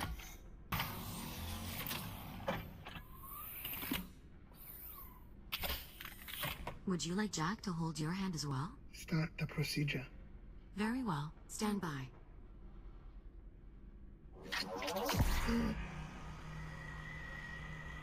Harlan, are you alright? He's too far infected. Vitals nominal. Blood pressure slightly elevated, but still within acceptable limits. Heart rate 103 and rising. Harlan? Keep going. Blood pressure spiking. 10 seconds to cellular saturation. Something's wrong. 5 seconds. 3, 2, 1. Shutdown.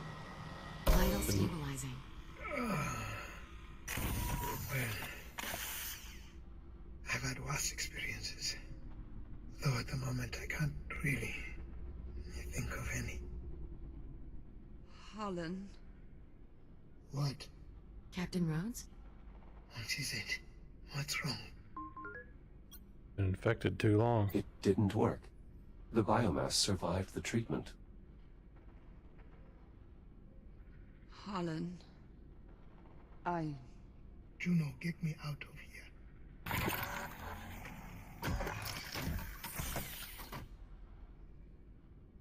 I'll reset the biobed. We can try again. No. Perhaps the metrics were somehow altered between the two tests. Juno. Or maybe some cases simply require more than one cycle before clearing. Juno, stop. This isn't right. The treatment should have cleared both of us. Apollo, Yes, Doctor? the biomass sample we were testing earlier, where was it from? That particular sample was extracted from the wreckage of the Estrella. So it was the more primitive strain. That is correct. I need a specimen from this time period. Something off the station. I believe there is a sample from the research facility already seated in the cradle. Rotate the sample into position. Affirmative. Alright, run the test again. Same parameters as before. Understood. Ready to execute. Do it. More advanced.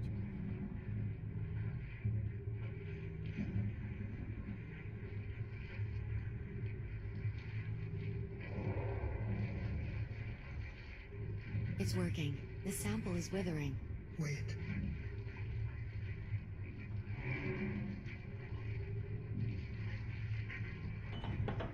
Treatment. Ineffective. Yeah, you don't say.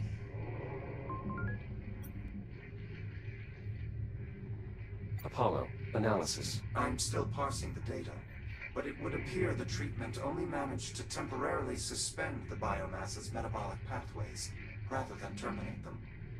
The future strain's resisting the treatment. Correct. The treatment eliminates the biomass from the past, but any form from this time period, it will only paralyze. Though at the moment, I can only speculate as to why this might be the case. It's because it evolved.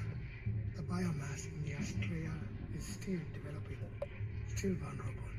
But the strain from this time period has been running rampant for 4 centuries. Nora was right. There really is no stopping it. The biomass really evolves that quickly. That's practically its defining characteristic. Well, that and its tendency to indiscriminately devour everything it touches. So that's it. We failed. No. We didn't fail. Harlan? Does he want us to follow him? I have no idea. But I'm going to. Harlan? Similar to other equipment on the Argos, this medical bed appears to have been added as a retrofit. Relatively recently, in fact. The previous medical bed was not equipped for the doctor's specific needs. You mean to monitor his infection? Indeed. Though, given that the standard configuration is only capable of diagnosis and analysis work, it has been modified to administer treatments as well.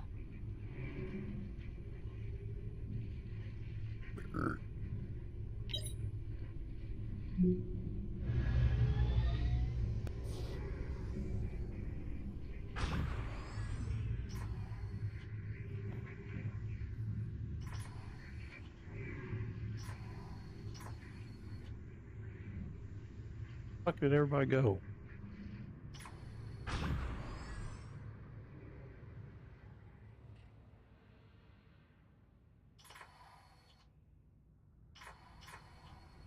Yes? We didn't fail. We just learned something new. We learned there's a window, a certain point in time wherein the biomass was still vulnerable, when it could be stopped. Yeah, that point's long past. You're right. If only we had some way to travel back in time. Transmitting Jack's protocols back in time won't help us here, Doctor. It's also impossible without a working FTL. For that plan to work, Jack would have to physically bring a counterpulse device back with him. Something he can't do digitally. I'm not talking about digital time travel. Oh, I see. Where have I seen this before?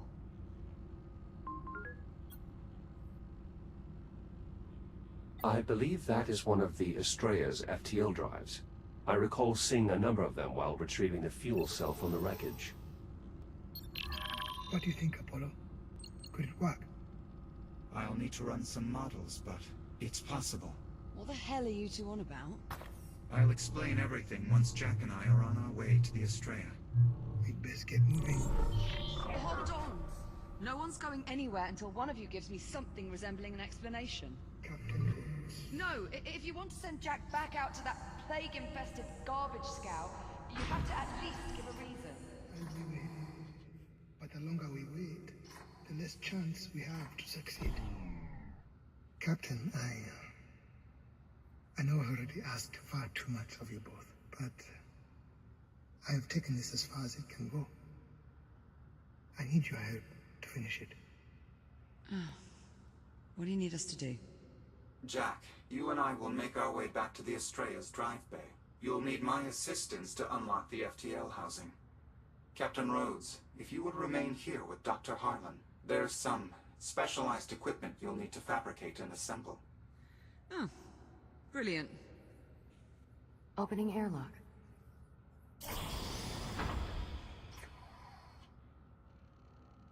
Jack. Good luck. Let us know when you've reached the Estrella. Copy that. Airlock cycling. Stand by. Watch yourself over there, Jack. Don't let those ticks give you too much hassle. I'm actually more concerned that I'll somehow damage the FTL and destroy the ship. And now so am I. No need for concern, Jack. I'll be there to supervise. I've never had an FTL overload on my watch. Really only takes one, though, doesn't it? Just be careful, Jack. And before you ask, yes. That's an order.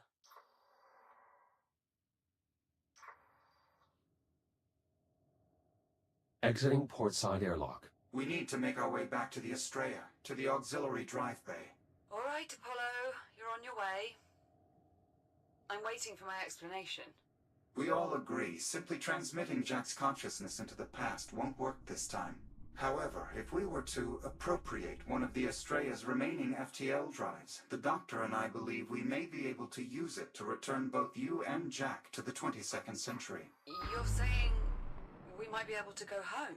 I'm reticent to make any assurances, but yes, I believe it is possible, assuming at least one of the drives is still operational. I thought you said we couldn't access the drives because of all the biomass. That was before we had the counterpulse. Well, that's great, but do you have some way for Jack to administer it? Jack, make your way to the nearest fabricator. I have a new modification for your shell. Understood. This is so goddamn blurry.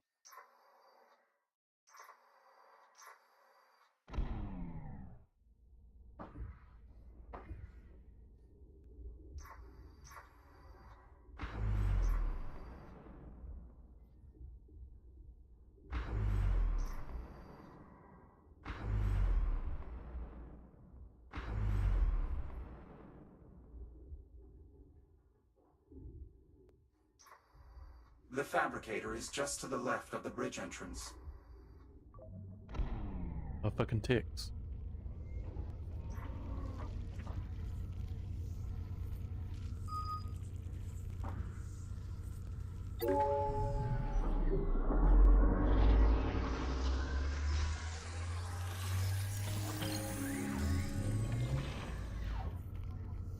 Integration successful.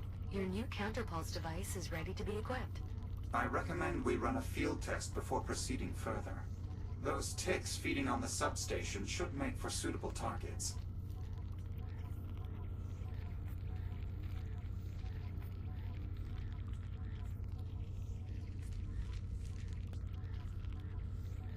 What?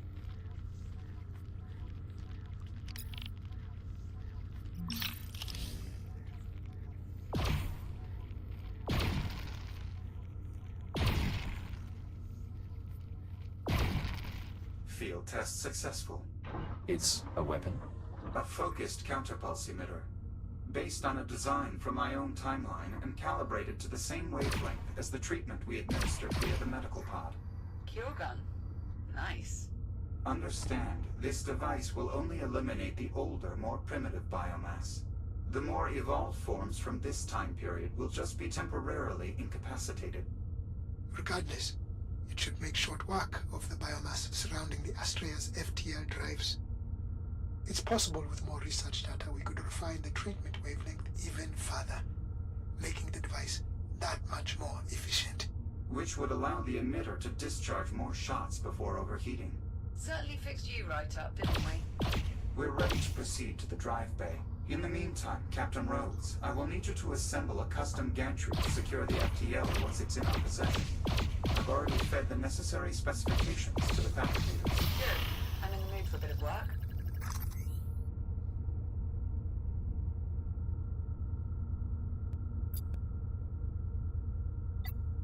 See if we can't figure that out. Fucking doubt it. I've failed to figure it out multiple times now.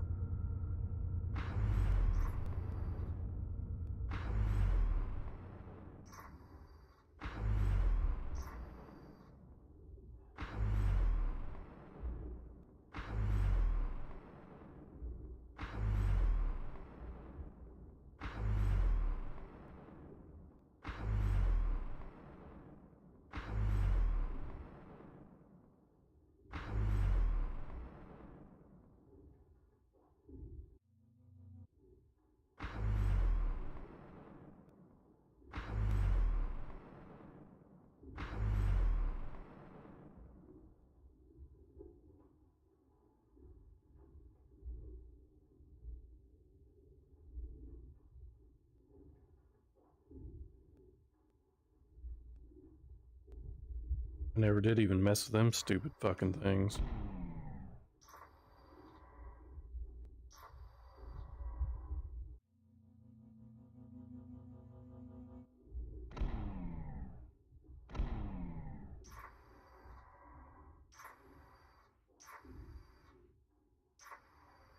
I have no idea how to get in here to this.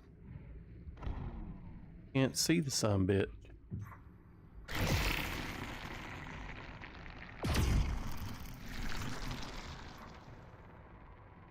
That didn't work.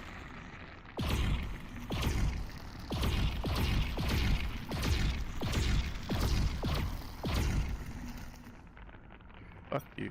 Juno, even with my grip projector, the bypass is still unreachable. At this point, then, I'm unsure of what to do next. Continuing elsewhere seems like our best course of action. Very well. Even think about the grip.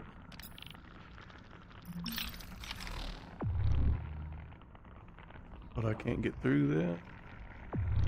Oh.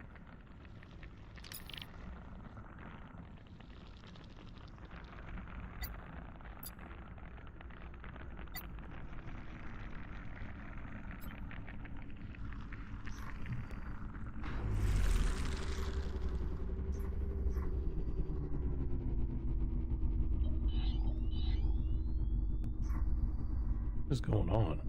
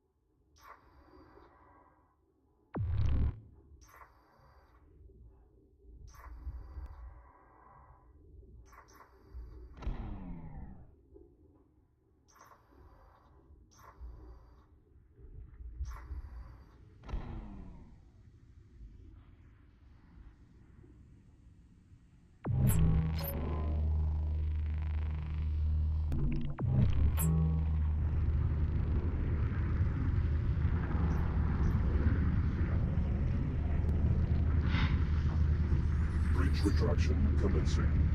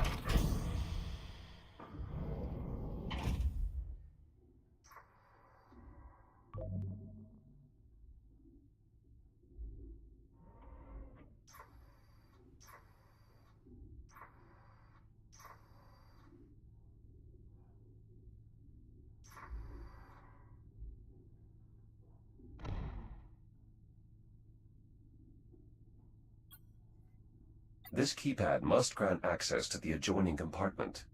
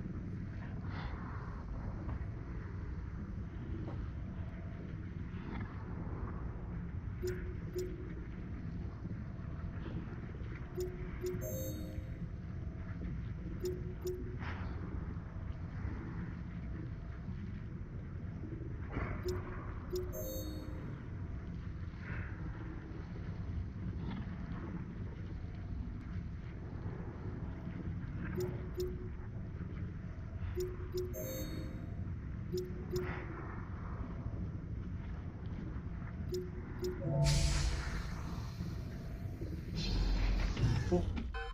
Shields at 95%. Shields at 50%. Shields at 30%.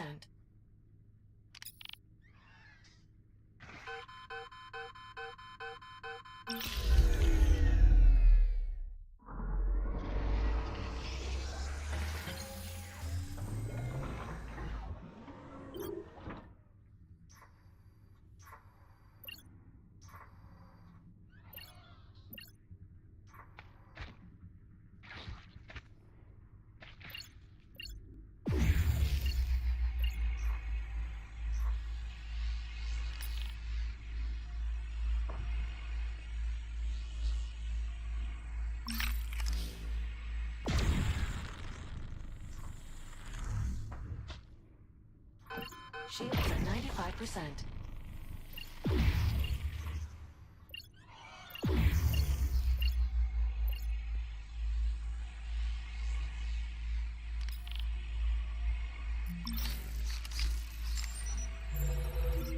This data tile contains schematics of various equipment employing stasis technology.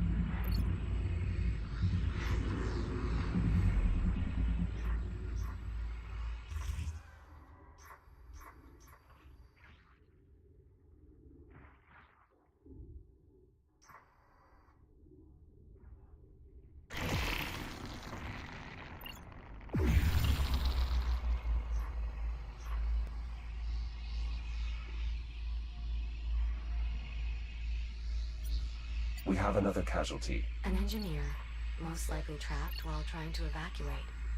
I'm unable to identify them from here, however. Chief Engineer Colette. The woman who reconfigured the generator. Emily. She was a brilliant mind. And a good friend. I wasn't sure if she'd made it out. There's a recording here that may be relevant. Jack, I'll add it to your data tab. Emily was the one who worked out how to integrate the stasis fields into our containment units. No one knew the tech better. This workstation might belong to the nearby engineer. It could be worth scanning, Jack, if you can retrieve it.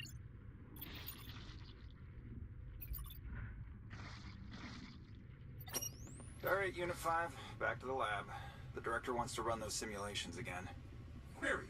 For what purpose? I'm not sure. Dr. Harlan's ideas were intriguing, to say the least, but, well, I suppose the director knows best. Go ahead and prep the simulations. I'll join you shortly. Acknowledged, Dr. McKenna. I'm not going to be able to change your mind, am I? I just... You know I wouldn't leave unless I had... It's okay. A kill would change everything. You're not wrong about that. I just wish... I know, Nora. Me too. I won't be long.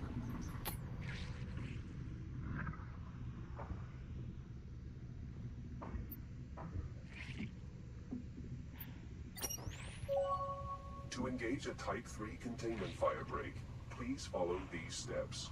First, locate the access panel. To release it, slide it perpendicular to its housing. Please discard the panel safely. Next, grip the emergency disconnect. Director Perry. Yes, Unit. A Category 4 containment breach is in progress. What? Origin uncertain. Multiple checks are unrestrained in the conveyance shaft. I'm beginning to lock down. Have any personnel had direct contact? Several. I sacrificed my shell to prevent immediate fatality. I'm in the process of reprinting with a portable cloak emitter. All right. I'll triage the infected in the med labs. Your SIG telemetry indicates you are not wearing a helmet. To avoid dying... I'll find one. Just prioritize personal evacuation, then lock down the entire containment area, especially main storage. Acknowledged. Doctor.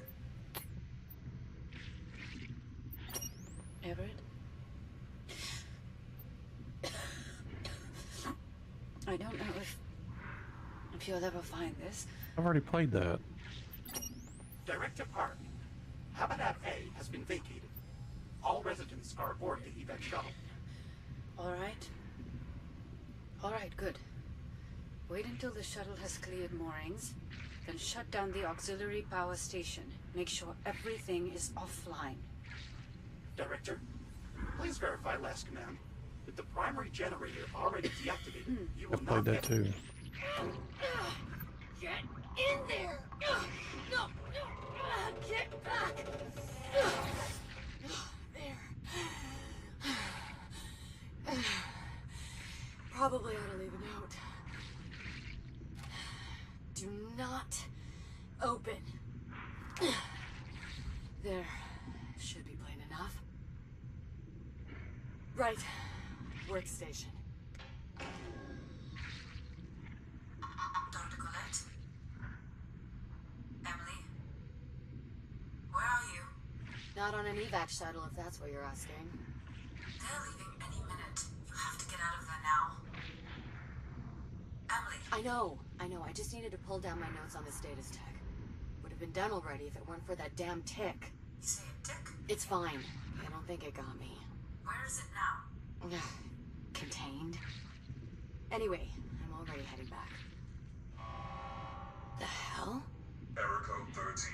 Breach detected in adjoining tunnel. Pressure differential irreconcilable.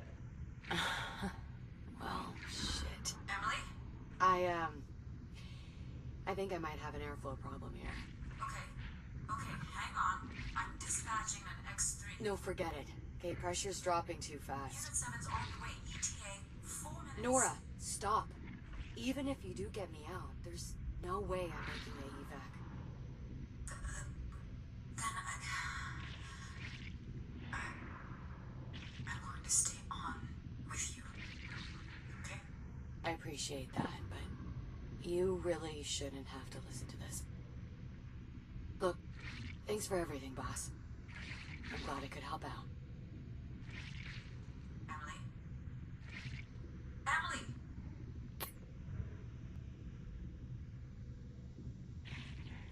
Game kind of... Yeah, it's a pretty good game so far. Well, this last audio. Hey, Adriana. Well, I know I can count on you to look out for everyone. So I'm sending you my access codes. They should get you into my stuff and a few engineering areas. Oh, we've already listened to Spare that. rations, my plane. Analyzing. The contents are mostly comprised of information concerning local operations, construction records, maintenance schedules. However, it seems Chief Engineer Collette was experimenting with new techniques for stasis field manipulation. The technology behind my grip projector. The very same. As a matter of fact, with all the data now gathered on stasis tech, I believe it's possible to construct an improvement for the grip projector. Jack, when you can, please make your way to the nearest fabricator.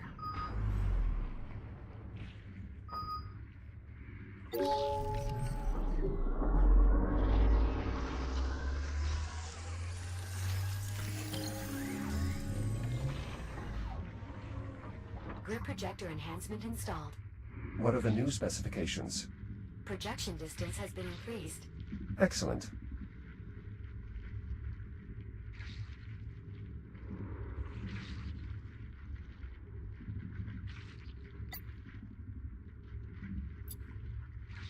Wait, what? Nearby equipment may be helpful there. Did that, bro.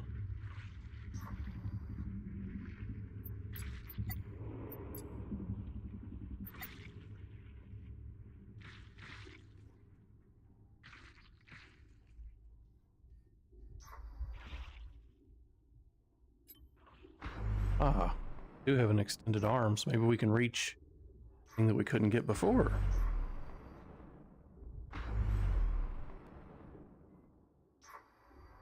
Very possible.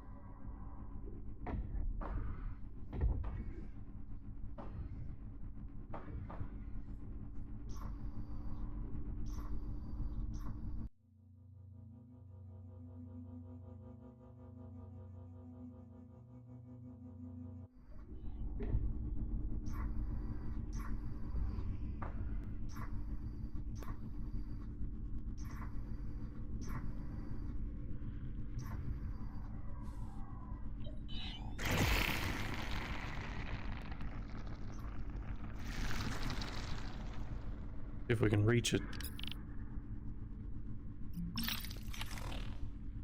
Ah, you bitch. Bypass disengaged. Well done, Jack. It seems extending the grip projector's range was worthwhile.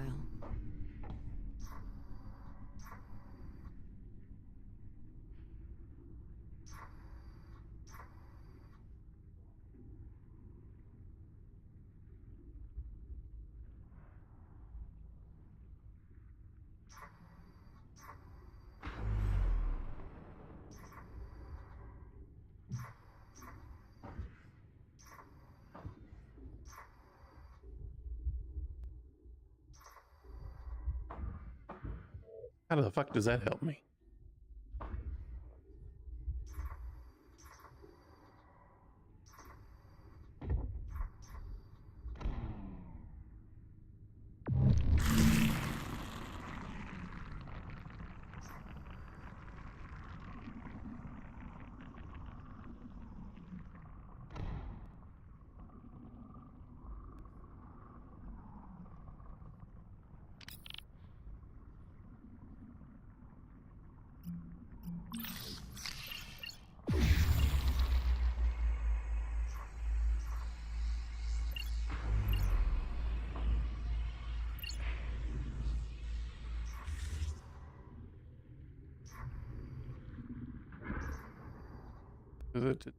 Oh, bro.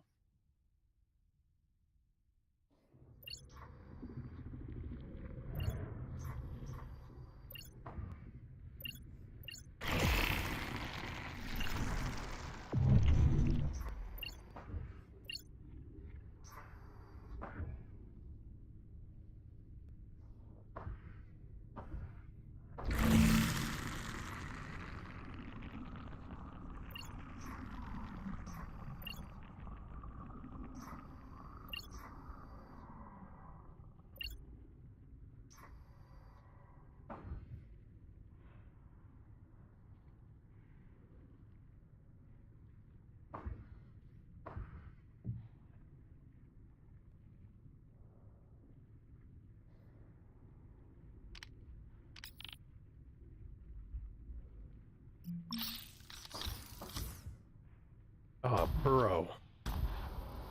Shields at 95%.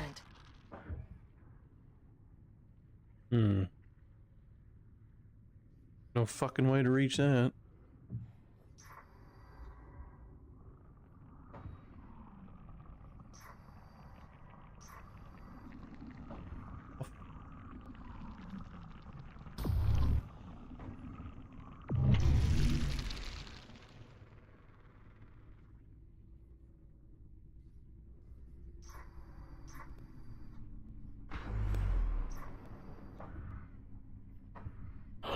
Shields at 95%.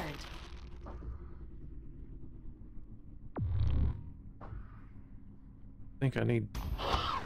God.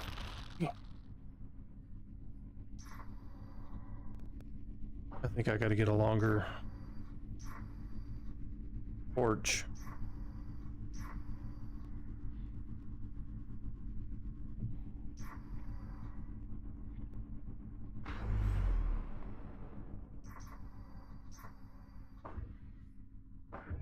Only thing I can think of.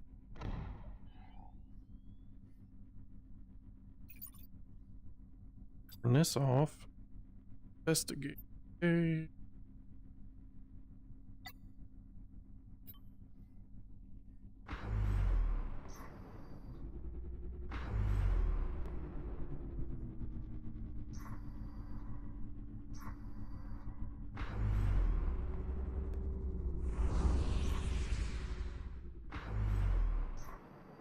I don't even think I can get in this cave, but I'm gonna fucking try it.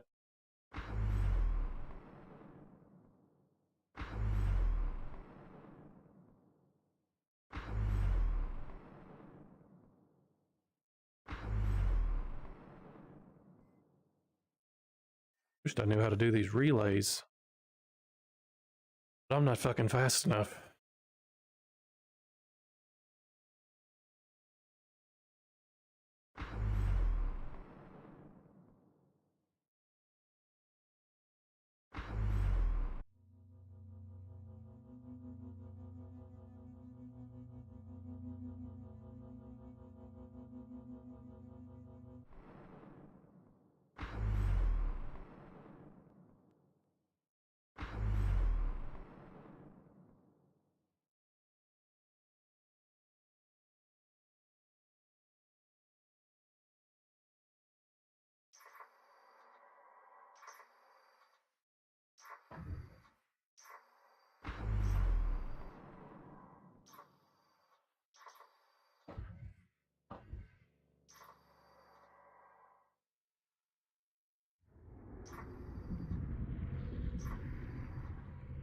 I don't know how to do this.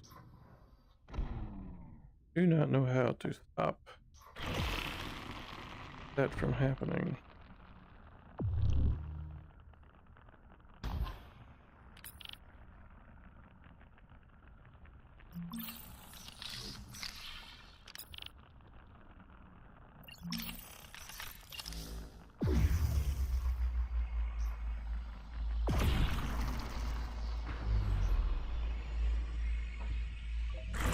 I'm entering the infested cave system. Caution is advised, Jack.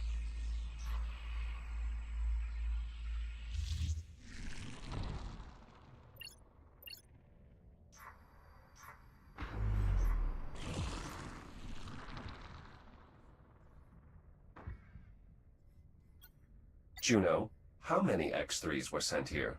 Technically, only one.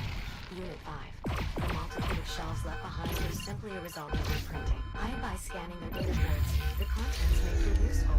Copy that. Aimbot pieces of shit.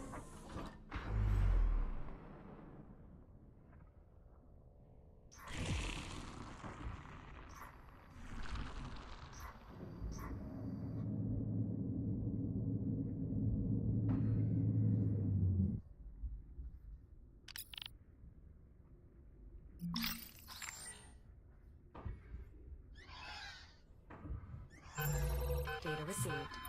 Interesting. These X3s were equipped with an advanced experimental version of the cloak emitter. If you scan enough of the shells here, I believe I can integrate the improvements into your own emitter.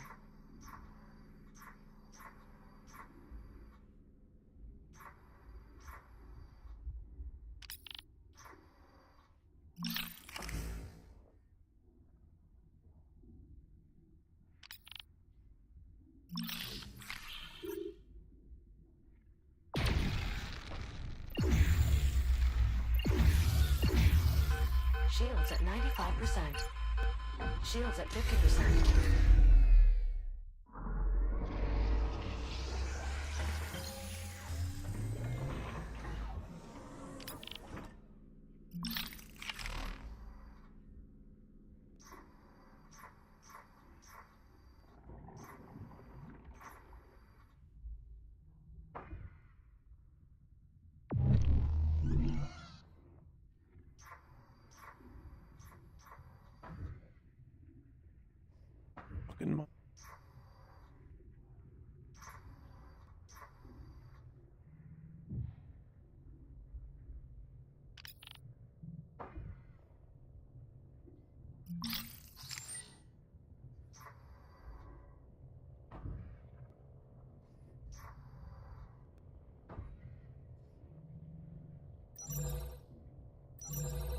Excellent. We still need further data, but I'm confident I will be able to reproduce the technology. It will allow your cloak emitter to sustain an additional insulation field.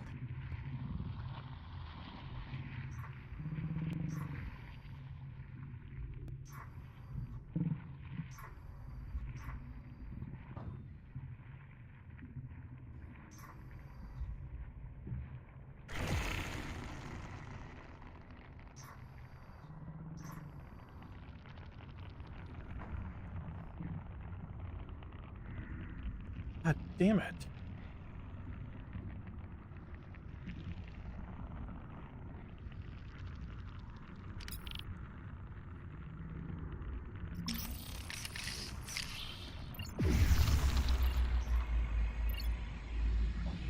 Let's see what's down below before I go.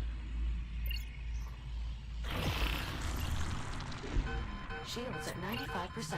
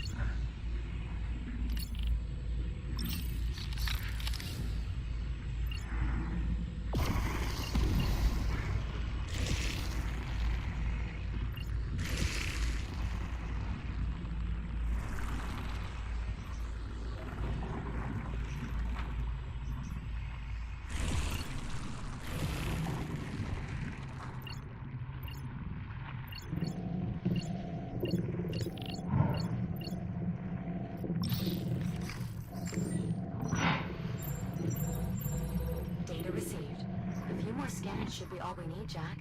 Oh. What is it, Juno?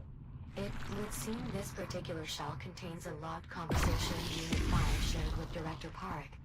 With Nora? Affirmative. Shall I begin playback? Only with the consent of Dr. Harlan. It's fine. Go ahead, Juno. Beginning playback. Unit 5. I could use some good news. Our test of the latest cloak emitter enhancements were successful. It is now capable of sustaining an additional insulation field. Well, it's a start. How many shells did we lose in the process? 6 total. 6. The ticks remain notoriously troublesome quarry. Damn it. Apologies, Director, but I do not understand the concern. This tech has to work well enough to protect humans. Humans who can't reboot. Every shell you lose in testing is a potential life lost. I just thought we'd be further along by now. Perhaps with some additional modifications, the results will be more in keeping with your expectations. I think it's my expectations that need modifying. Unfortunately, that is not something with which I can assist. I know. Thank you, Unit 5. That'll be all. End of message. Are you okay, Harlan? I'm fine. I knew it was possible we'd find all these recordings. But that doesn't make it any easier.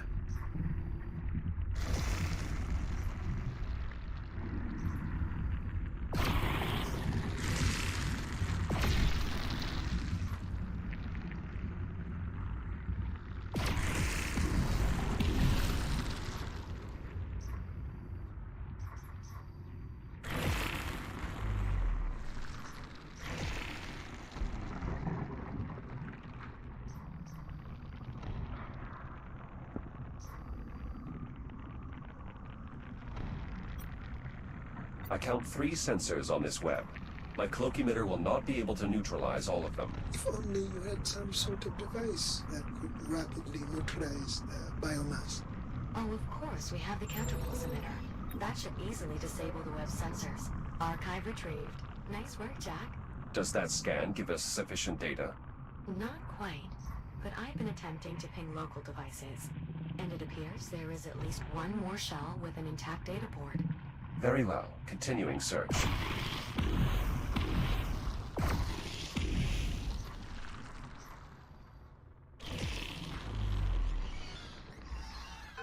Shields at 95%. Fucking bitch. Didn't make it.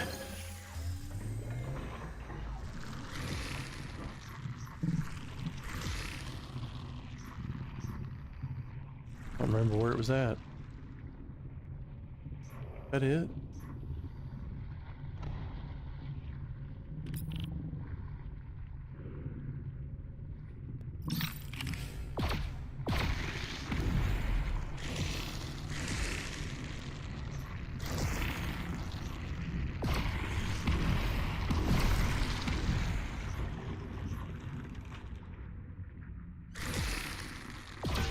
Shields at 95%.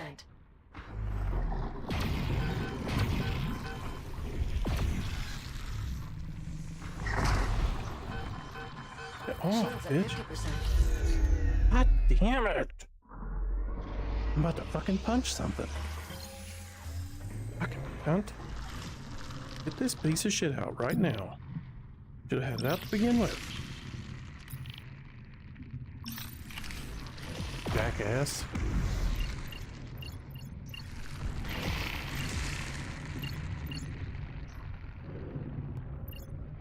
You're the short.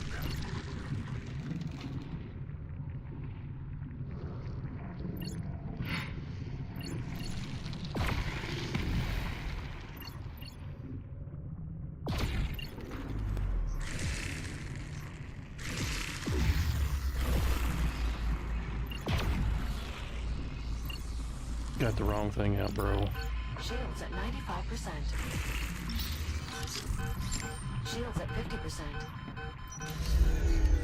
God damn it, I'm gonna punch something here in a minute. Dumb motherfucker. I told you. This. And fucking this. Jesus.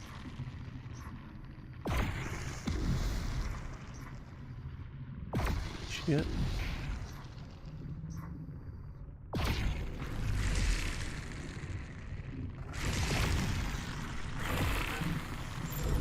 Analysis complete. Please visit a fabricator to install a personalized version of the experimental cloak emitter.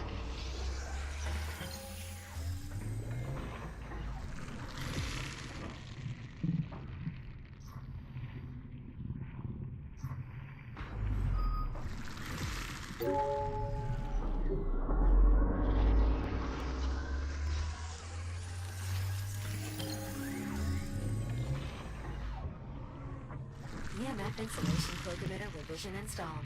The device can now sustain 2 separate insulation fields. Excellent.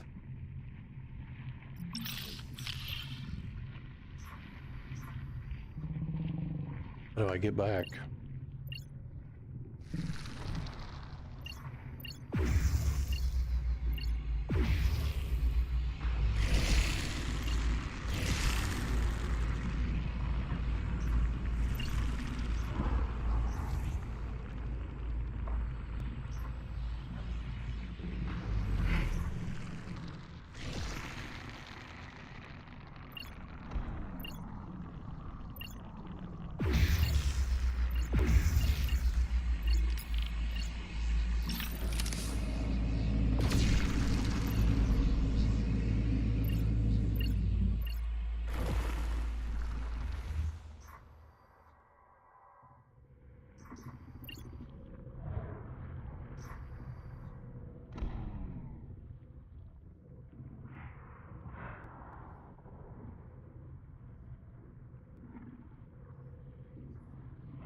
I did the infested cave, you cunt.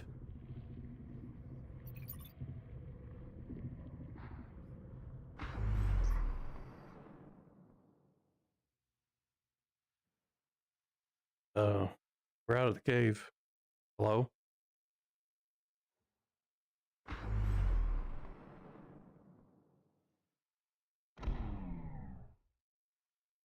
Alright, whatever.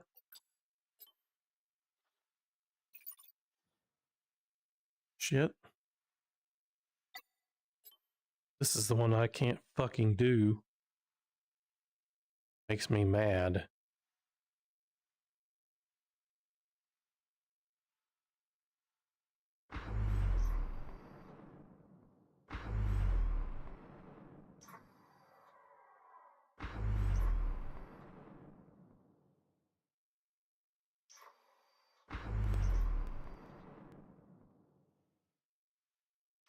I'm sorry, because 10 seconds is not enough.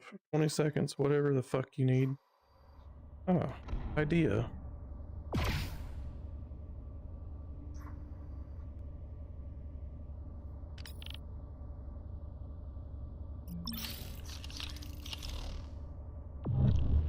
Signal relay activated.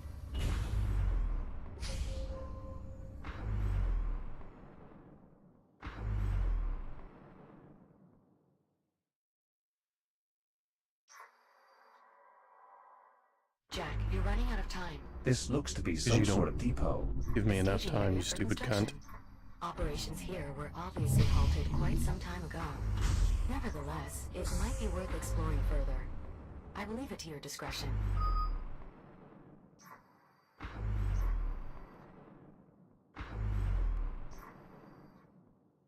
Warning, 10 seconds remaining to complete linking sequence. Eat my fucking ass.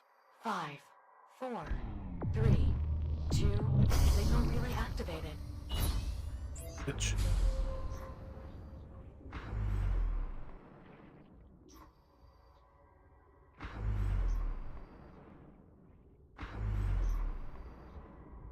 Jack, you're running out of time.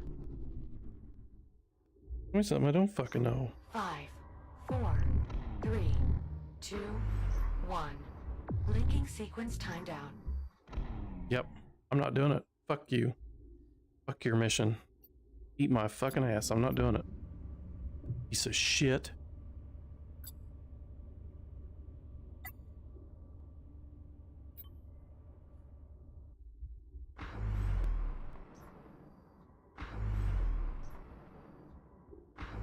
Fucking relays can kiss my fucking ass.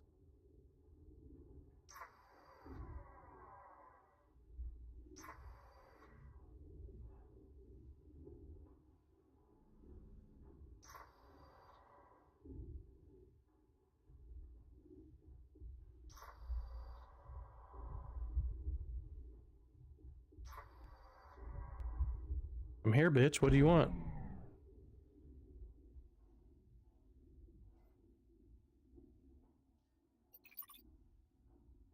Could be worth exploring further. Fuck you. Throw me a fucking bone. Tell me where to go.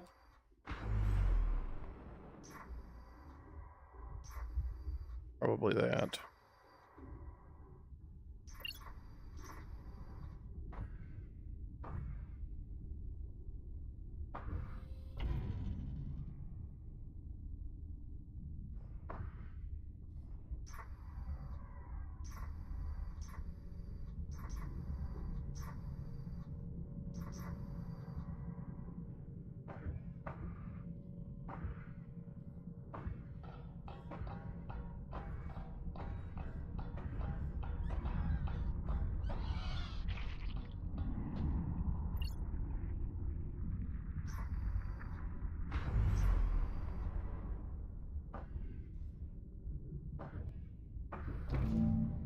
Bruh.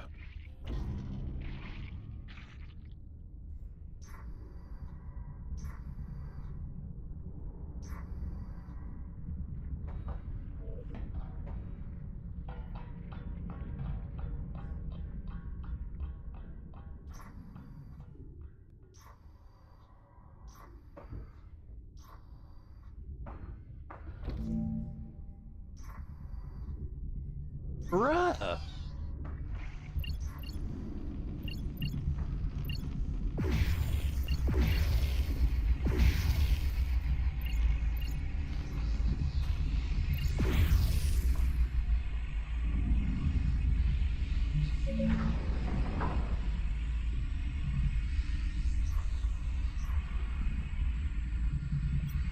I've located an observation drone. Its power supply has been depleted.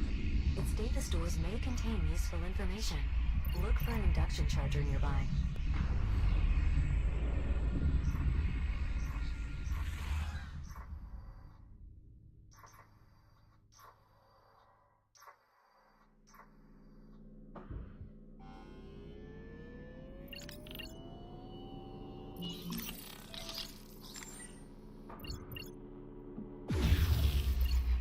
It's a data you can. fucking bitch.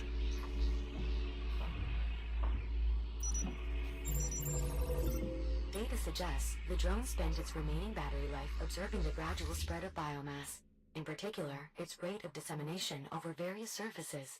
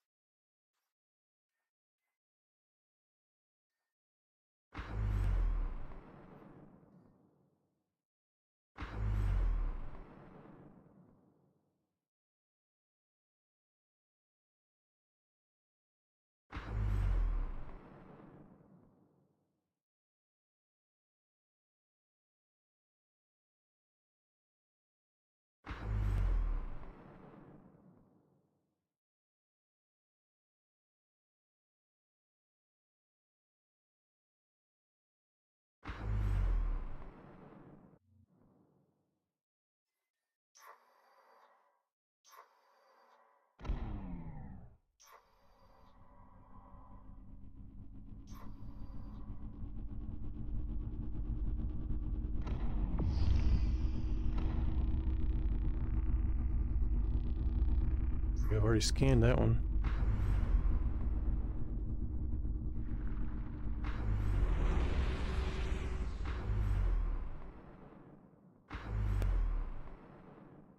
Look at all the fucking warheads. Moving out into the debris field now. Just get that FTL and get back here quick as you can. No sense spending any more time over there than you need to. Agreed. Alright, let's assume this works.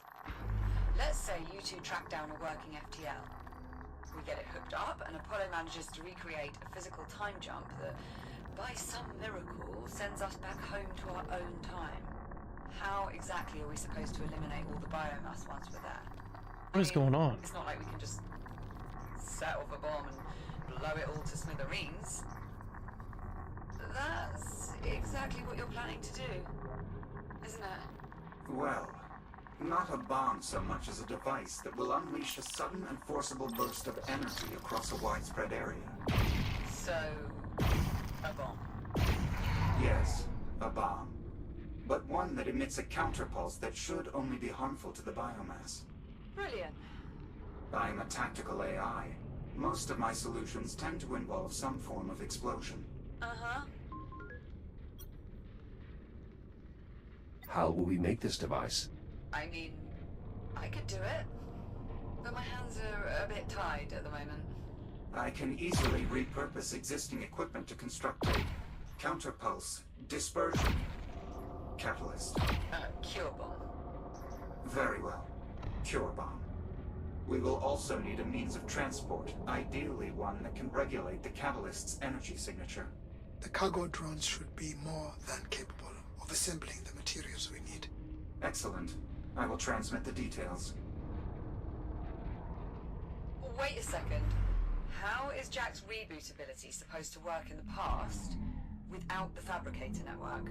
My design for our makeshift transport includes a single fabricator to accommodate Jack's reboot for the duration of our mission. Once we've detonated the catalyst and are out of danger, we can address reintegrating Jack's protocols into an Atlas network. Assuming all this goes to plan. Well, yes. It would be rather difficult to operate on the opposite assumption. I've reached the drive bay. How's it looking there? More or less how we expected.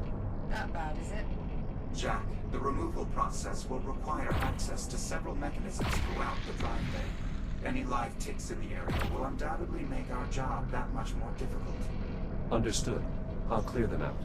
Our aim is to locate a viable FTL drive. We need one that is suitably infected with biomass, but not to the extent that it is overrun. The Goldilocks FTL. An accurate, if somewhat antiquated metaphor. Once we find a suitable drive, we'll need to remove it from its housing and extract it via the corresponding service port. The removal process is no easy task, but I can walk you through the procedure. All clear, Apollo. Acknowledged.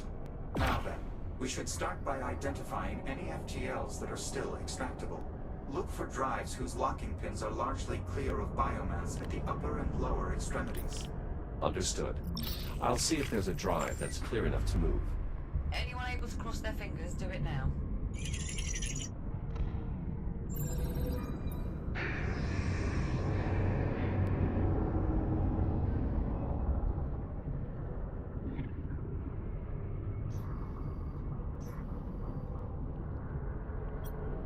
Some biomass is present, but not enough to impede the locking pins. Now to inspect the opposite end.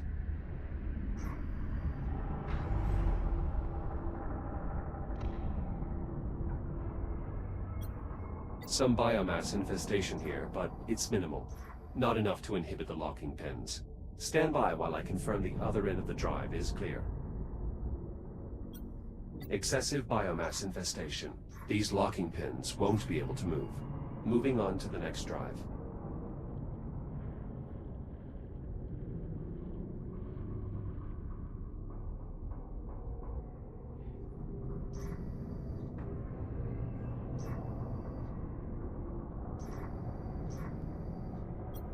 I doubt this port can open, let alone accommodate an FTL drive. There's only one option left.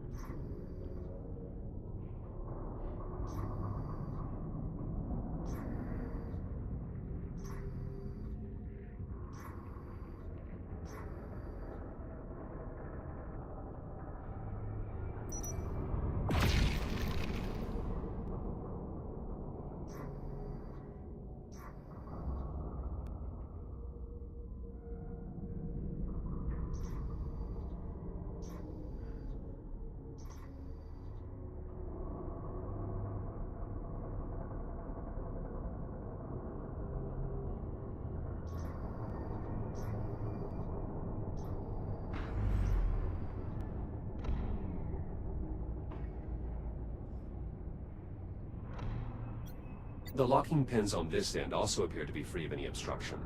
Confirmed. Cursory inspection verified. Internal biomass growth is also suitable for our needs. Is that our winner? It certainly appears so. So we're good to go. Nearly. The FTL will first need to be primed, which requires filling the drive with an ionized fluid and stimulating a hybrid voltaic reaction. Is that as dodgy as it sounds? Priming the drive is a fairly standard procedure. Moving a drive after it's been primed is most certainly not. How do we start the procedure? The drive controls are offline. You'll need to initiate the process manually. Look for an access panel on the side of the FTL drive. This terminal controls the drive? Yes. Eventually, the terminal will allow you to move the drive along its service channel. For now, however, there is still the matter of priming the drive. Access panel located. You'll have to cut your way in. Pull the lever inside and the drive will begin priming. Once the injection process is complete, I will funnel all remaining power in the drive bay to the FTL.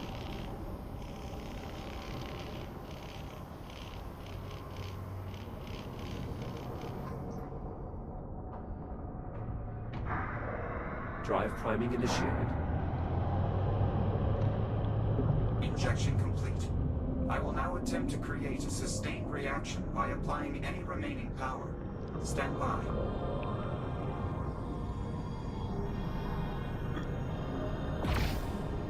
Sustained reaction achieved. We're ready to remove the drive. Outstanding. What's next, Apollo? The FTL drive is held in place by locking mechanisms at its upper and lower extremities. They must be manually released before the drive can be removed. Got it. I'll release the locks. The release mechanisms are housed within the drive moorings at both the top and bottom of the chamber. You will need to cut your way in. Understood.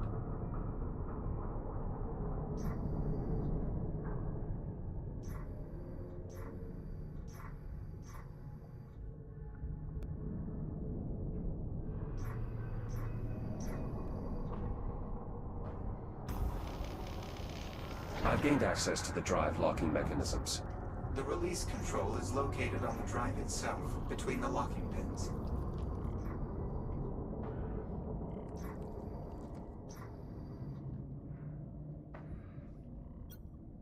The drive's locking mechanism is inside this housing? Correct. You'll need to cut through to open the cover.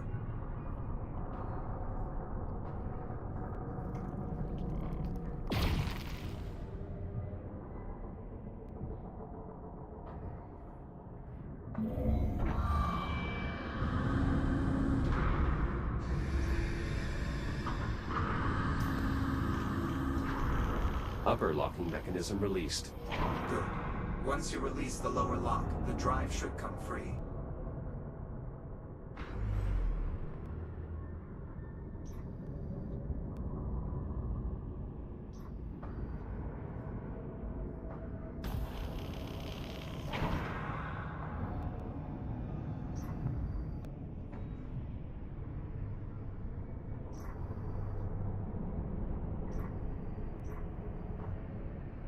Shields at 95%.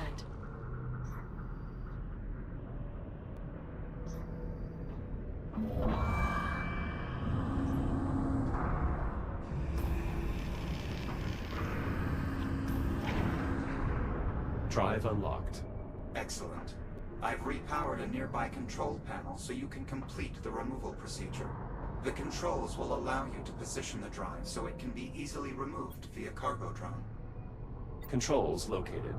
To move the drive, simply grip the interface, then slide your hand toward the outer wall. Moving FTL into position. Steady on there, Jack. That's our ride home. Once the drive reaches the outer wall, you can open the... Jack, be advised.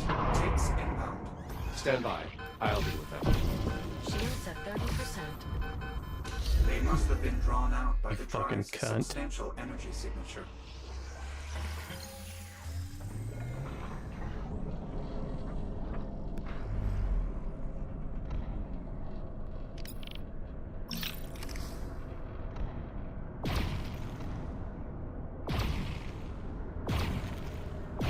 Tick threat neutralized. Resuming removal process at the control terminal. Once the drive reaches the outer wall, you can open the service port to make the drive available for retrieval.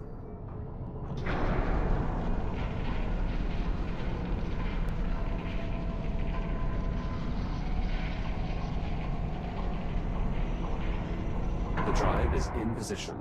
How do I open the service port? Multi-operator release controls on either side of the hatch.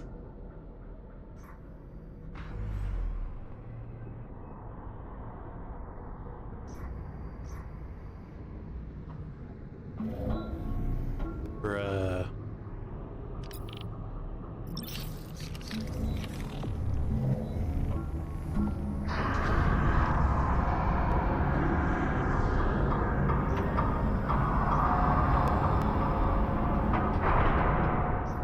Removal process complete.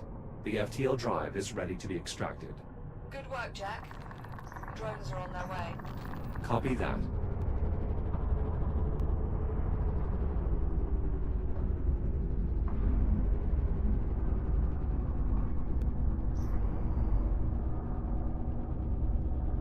Ready to depart with the cargo in T-minus 10 seconds. If you plan to accompany the drive, I suggest you take hold now. Departing in 3, 2, 1. Thrusters engaged. I'm exiting the drive bay. Give the Estrella a wave as you go. Suppose this is the last we'll be seeing of her. I'm afraid that's not entirely accurate. To ensure we eliminate all the biomass in the past, we will need to generate a counterpulse substantial enough to blanket the entire Kronos II orbital sector. To do so, we will have to venture into the remains of the Estrella that were left behind in 2126, and use the ship's primary drive exchange conduit to amplify the output of the cure bomb. Kinda grows on you, doesn't it? Not unlike a biomass infestation. So, where am I in all this? I will need you to accompany us into the wreckage. As acting captain of the Estrella, your authorization is required to access the primary drive bay. Right. Well, I've nearly finished rigging up the gantry. Should be good to go by the time the drones turn up with the FTL. I'll see you back here shortly. Acknowledged. Jack, I should tell you, if our plan succeeds, it is unlikely you will be able to return to this timeline.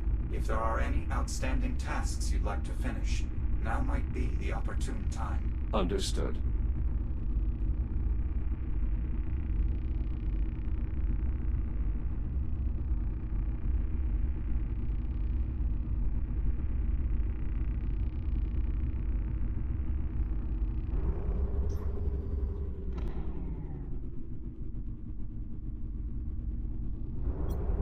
This will transport not only the cure bomb, but also the captain and myself.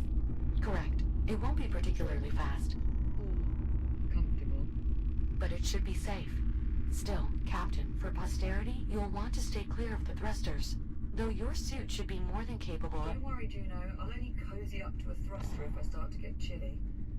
Facetiousness aside, I doubt that will be an issue. Our intended date of arrival corresponds with the Astrea's wreckage still burning through a sustained plasma reaction. Radiation levels will be quite high. The transport's dampener, however, will... When did you two become a pair of doting parents? I get it, though. I'll be careful. Thank you.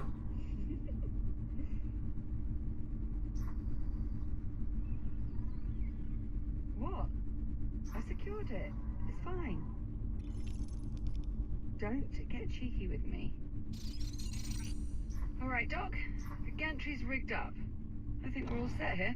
Jack, I want to remind you again. Once we start this process, we are effectively locked in. Your shell will be exclusively paired to the fabricator on the rear of the transport rig. If you exceed its range, you will be forced to reboot. If you have any remaining tasks you'd like to address, this is your final opportunity. I understand. I'm ready to begin. Very well. Moving FTL into position. Everyone, keep clear. Will do. Clamps are set. Bring her in. How are you feeling? Better, actually. It's weird. I didn't notice how much the infection was affecting me until I was rid of it. Imagine if the disease had had time to progress. I'd really rather not, thanks.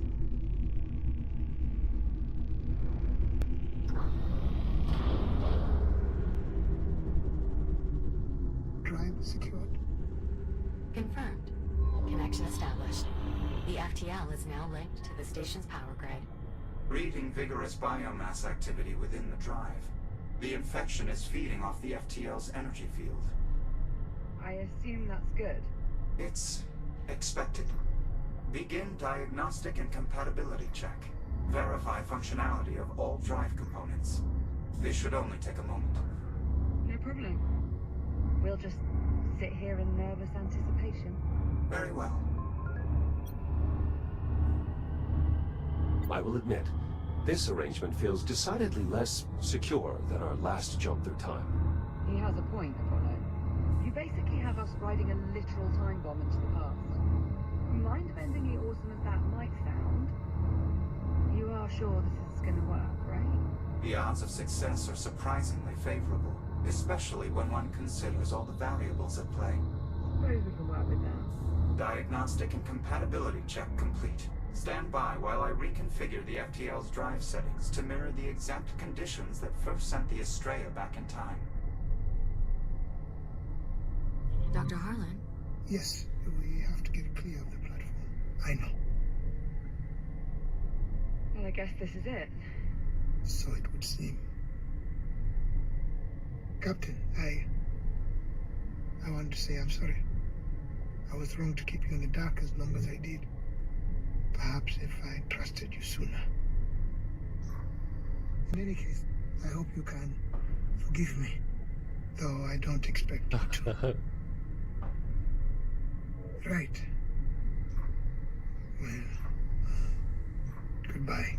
Dr. Harlan, thank you. What you're doing here, she'd be proud of you. She'd be angry with me. Oh, yeah, probably. But You push me off now. she'd still be proud. Thank you. Both of you. I'll play with your butt if I want to. Put an end to this. Doctor, we should really be going. Yes. All right. We'll do everything in our power to stop the biomass.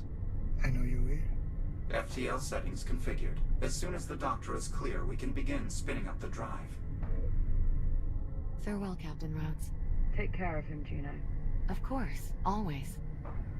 Goodbye, Jack. I will make sure to permanently archive all of the time we have spent together. I'll miss you too, Juno.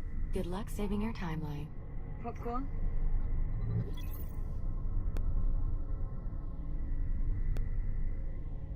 Fuck.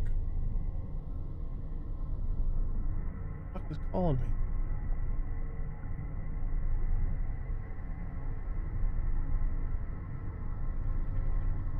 Alright, it's okay.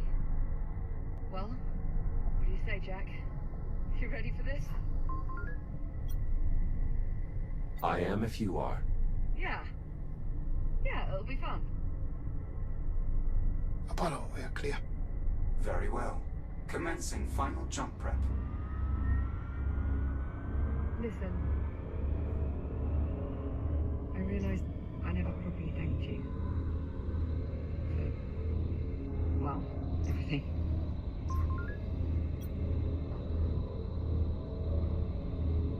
That's what I'm here for. Pretty sure hibernating for 4 centuries falls outside the scope of your directives. Clearly, you and I have different interpretations of my directives. Clearly.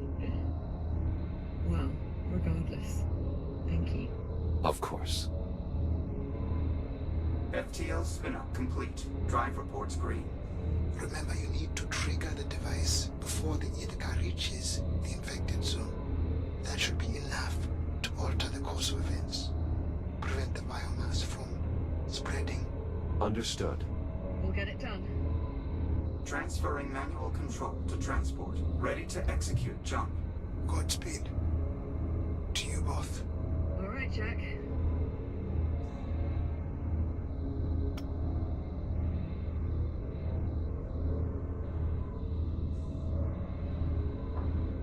On you, Jack.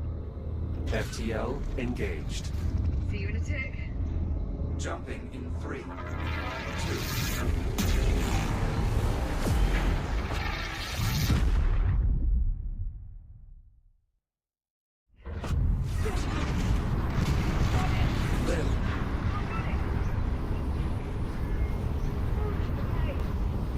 Okay, come on.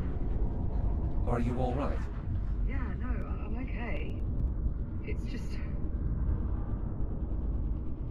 Holy shit. That was... Incredible. I was going to say terrifying. But yeah, also pretty incredible. What about you? You alright? Of course. I've become somewhat of an expert when it comes to temporal displacement. Though for my own part, I must say the physical method of time travel is significantly more turbulent. God. Look at this place.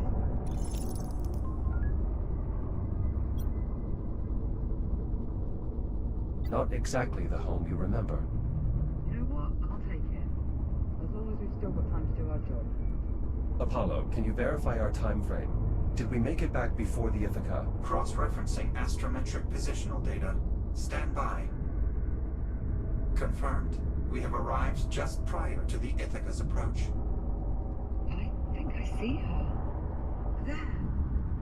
That bright dot just off rail. Jack, you see that? Affirmative. I see it. The vessel is closing fast. We have limited time. Then let's not waste any more of it. The transport's good to go? I'm still running diagnostics, but so far everything appears to be in working order. Well, that'll have to do. We're on the clock. Very well. Plotting a course for the Astrea's primary drive bay. Popcorn? You're staying out here. See if you can find me a way to contact the Ithaca. Local comms just aren't going to cut it. We need a way to boost the signal. None of that. I promise. As soon as we finish hooking up the cure box, behind you. Now go. Course laid in. Transport rig prepped for departure. I would advise you both hold on. Stand by for primary thruster burn. 3, 2, 1. Transport underway. Distance to primary drive exchange, 4,600 meters. That's quite a sight. I should warn you, much of the Estrella remains highly irradiated. The transport's radiation dampener will shield us, but its range is limited. I advise you remain close to the rig at all times. Especially you, Captain Rhodes. Steer clear of detrimental radiation. Got it. Good safety tip. Once we reach the drive bay, we'll need to connect the fuel cell directly into the Estrella's drive exchange conduit. That should amplify the counterpulse sufficiently enough to eliminate all the biomass in the sector. You ready for this, Jack? You're asking me if I'm ready to venture into the burning wreckage of a destroyed warship overrun with the most toxic and destructive life form mankind has ever encountered? More or less. Yeah. Sounds like fun. I'm starting to think that I've been a bit of a terrible influence on you. You're only just now coming to this realization? Oh, shut up.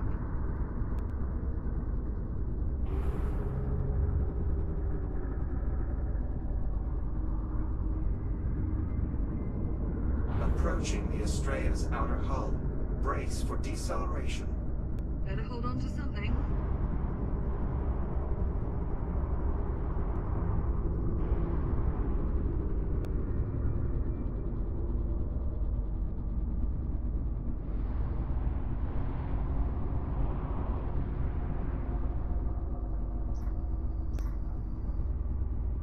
The most direct route to the drive bay is via a service tunnel just beyond these doors. How do we get them open? I'll need direct access to the local systems. There should be a control station just on the other side of that nearby airlock. Right, let's go. Perhaps those of us with reboot abilities should proceed first. By all means. Lead on. How does this area still have power? There are multiple redundancies in place to protect the engineering deck from power failure, even in the event of catastrophic structural damage. As you can see. Good news for us. Not entirely. If the local power grid is still active, that means the biomass is as well. Couldn't let me have just one bright spot, could you?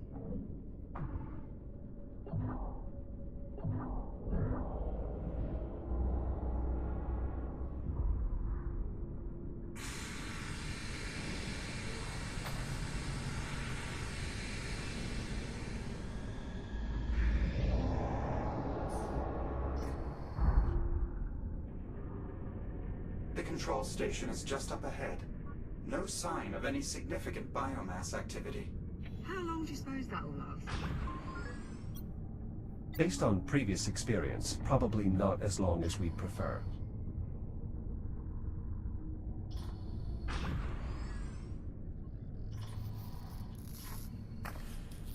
Are those the door controls? Affirmative. They must have suffered some form of mechanical failure. Yeah. You think so, do you? Try the emergency release. You'll have to cut your way in. Copy.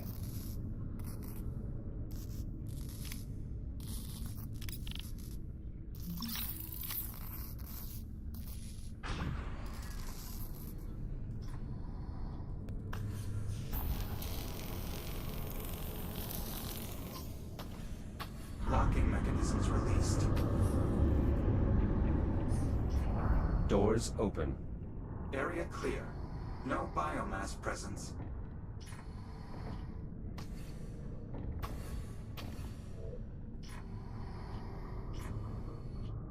This is it. Jack, I'll need your help to overwrite the local protocols. There's an AI core installed in the upper terminal. Remove it and place it in the override slot. Copy that. Your new data scanner should still be compatible with the Estrella's technology. Core secured. Data port open.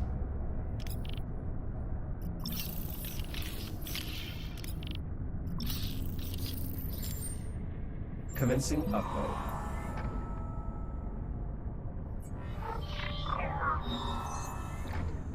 Right, complete. Once you return the core to the upper terminal, I should have full access to all local systems. Core locked in. Access achieved. I have local control. Now all I need is the captain's authorization. Right. This is Acting Captain Olivia Rhodes. Open the doors? Authorization accepted. Disabling security measures. Doors opening. Stand by. I'm moving the rig inside. Right, come on, Jack. Let's get back out to the transport and... Captain. What is it? I'm reading movement. Shit. Multiple biomass signatures closing on the transport. Navcom is failing. I can't pilot the transport with those ticks draining its systems. I can clear them off. Stand by.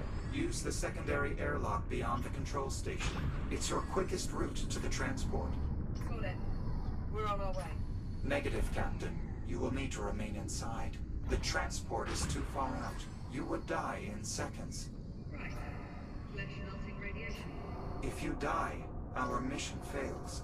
Your concern for my well-being is extremely touching. Thanks. You're welcome.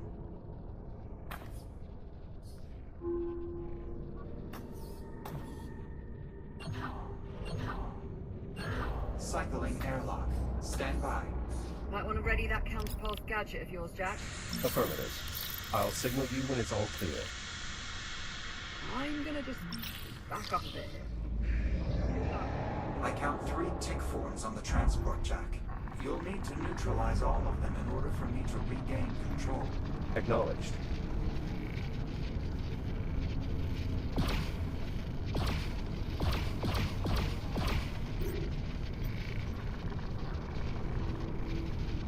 That's 1. That's 2. That should be all of them. Apollo, can you confirm? Confirmed. Transport power flow nominal. I've regained operational control. Stand by, Liv. We're coming to you. Make sure you pull up nice and close. I prefer my insides remain unliquefied. Not to worry, Captain. You'll be well within the dampener's radius.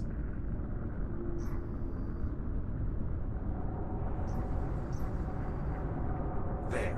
That should be more than sufficient for the captain to safely board. Liv, you are clear to exit. Copy that.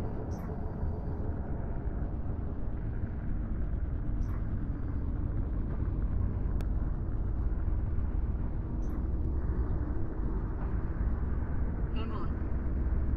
Let's go. Engaging primary thrusters.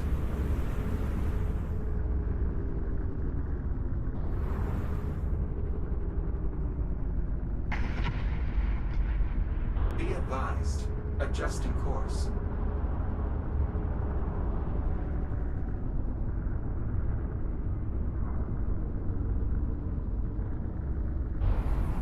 Course replotted. Brace for thruster reignition. Jack, I suggest keeping your counterpulse emitter armed. The biomass is likely to be much more prevalent as we move further inward. Understood. Just how bad is this going to get? The primary drive bay is one of the most energy-intensive areas on the entire ship. We should expect the biomass infestation to be proportionally dense. You know, you could just say it's going to get really bad. I thought that was what I said. We appear to have another sealed door ahead. Affirmative. You have a plan for getting it open?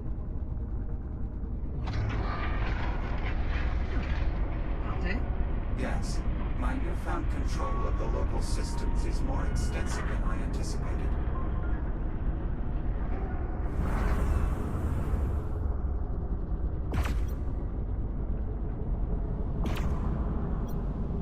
What are the odds the rest of our trip goes just as smoothly?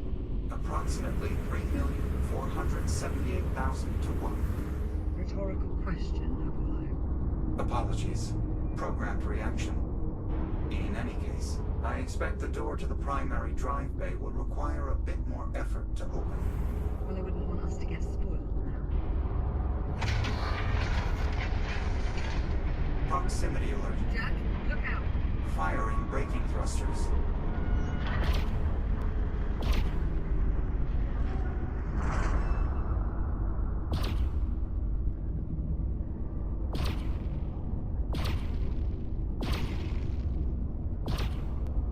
That's the last of them. Apollo. Affirmative. Nicely done. I don't think a single tick made it to the transport. Most fortunately for you, Captain. Though the ticks do appear to be more interested in the transport than you or Jack. Preparing to resume course. Please hold on. We're on. Let's go. Acknowledged. Resuming course.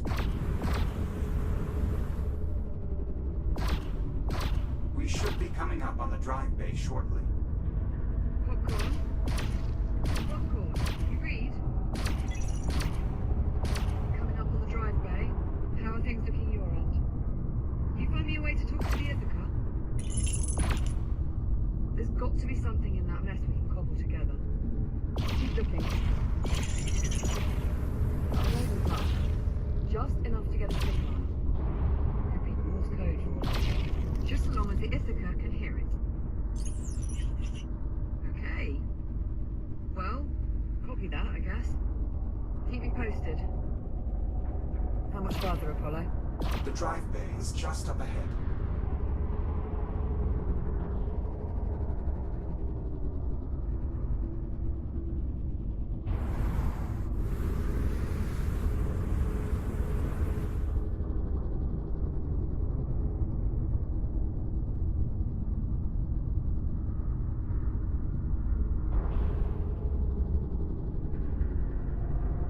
Tracking movement ahead. More ticks inbound. They just keep coming. Shields at 95%. Bruh.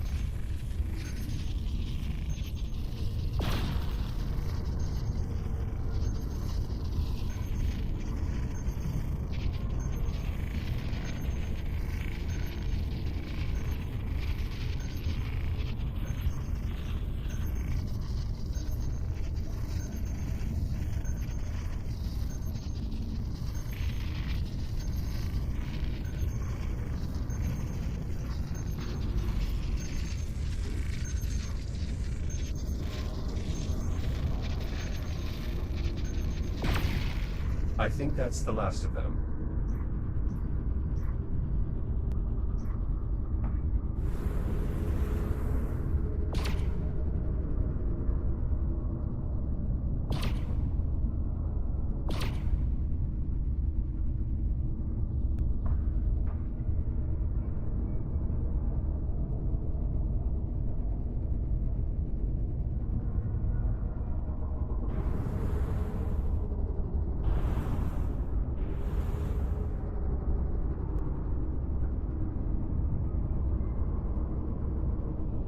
Approaching destination. Reducing speed. The primary drive bay is just beyond these doors. Alright, let's get them open. There's an airlock nearby that will take you to the control station. I see it. I'll proceed first. Right behind you. Popcorn. Popcorn, do you read? He's not responding. Radiological interference from the Estrella is disrupting our local comms. We should be able to re-establish contact once we're clear of the wreckage.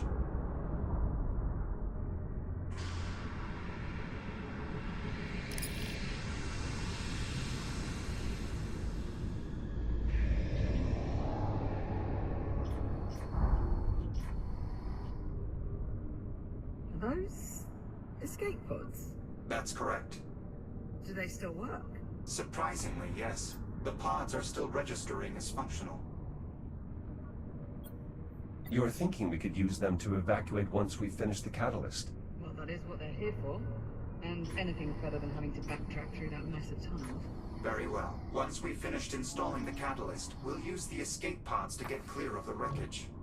For now, let's proceed to the control station. Biomass from the drive bay has spread to the door controls.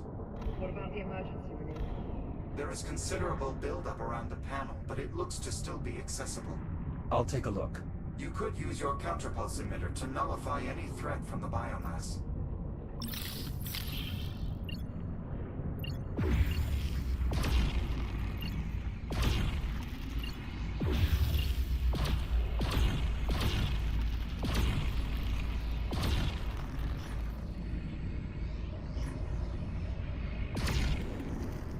Jack, could we get a closer look at the emergency release?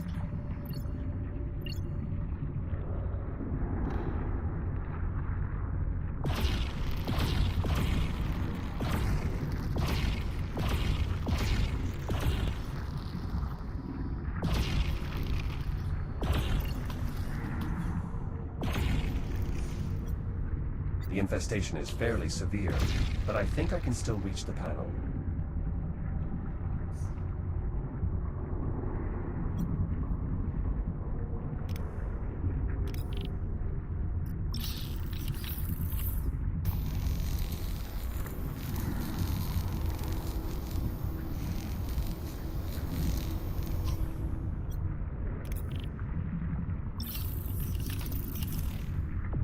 Got it.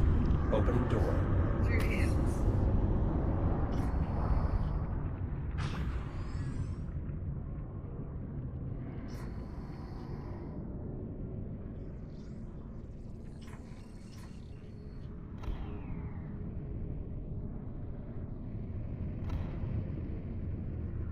As before, our first step is to rewrite the local protocols. The procedure is identical to the one we performed earlier. Where's the AI core? It's not in the terminal. One of the engineers must have removed it during the initial outbreak, an attempt to seal the drive bay. It's likely the core is still close by. We should search the adjoining rooms. Expect considerable biomass presence. You go, I'll keep an eye on the transport. I won't be long.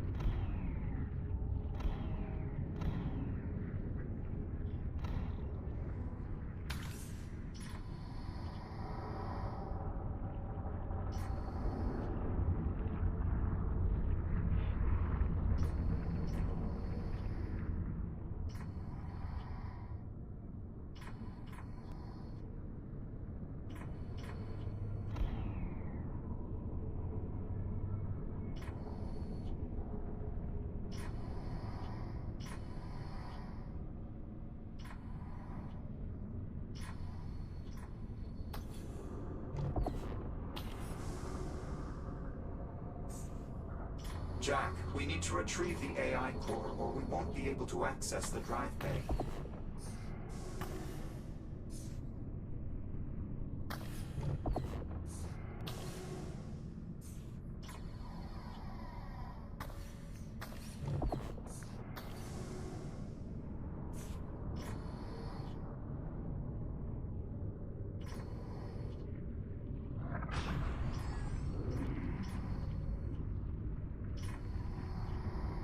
You want to tell me where it's at, bitch?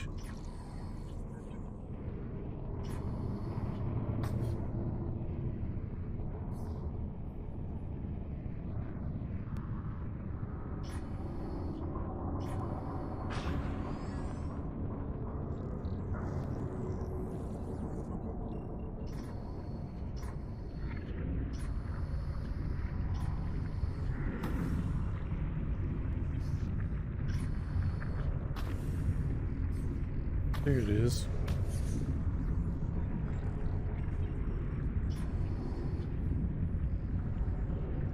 Turn your headlight on, please. Stupid fucking robot.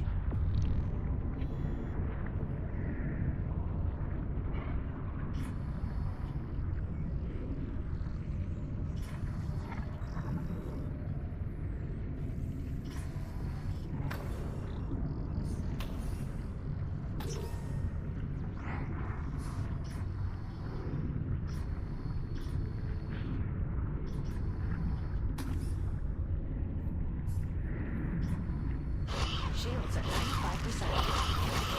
Shields at 50%. Dude.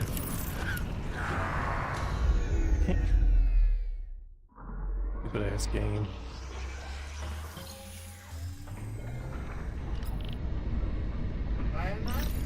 Affirmative.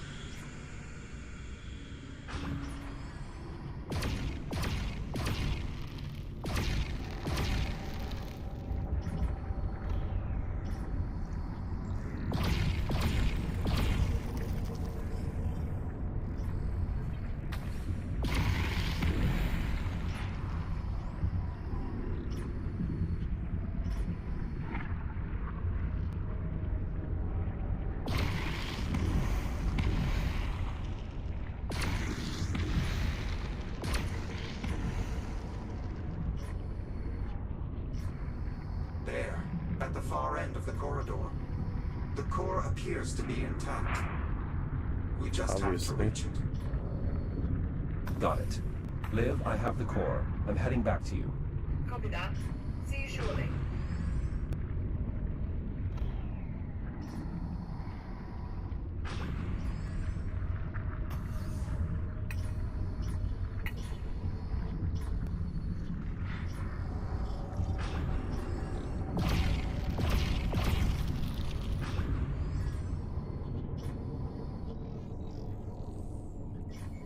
Nicely done.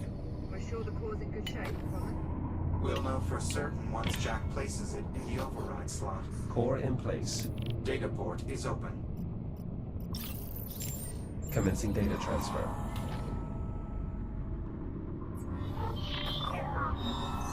Override successful. Copy. Returning core to upper terminal. Core locked in. Protocol remapping successful. Local access granted. I can now open the drive bay. On your authorization, Captain. Right. This is Acting Captain Olivia Rhodes. Open the drive bay. Authorization accepted. Security measures lifted.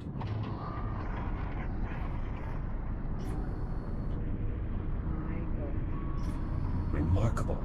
The biomass has all but overtaken the chamber. It's overriding the existing environment, building a new ecosystem. The infestation is worse than I anticipated. This is what happens to Earth. More accurately, what will happen if we fail to accomplish our mission. All right.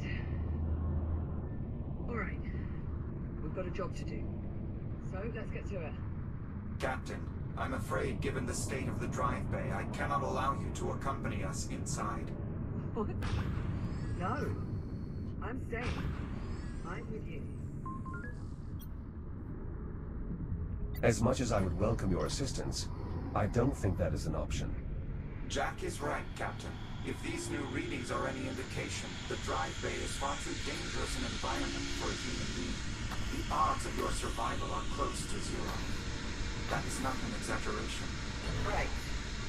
Well, I suppose as far as arguments go, that's close. Okay, new plan.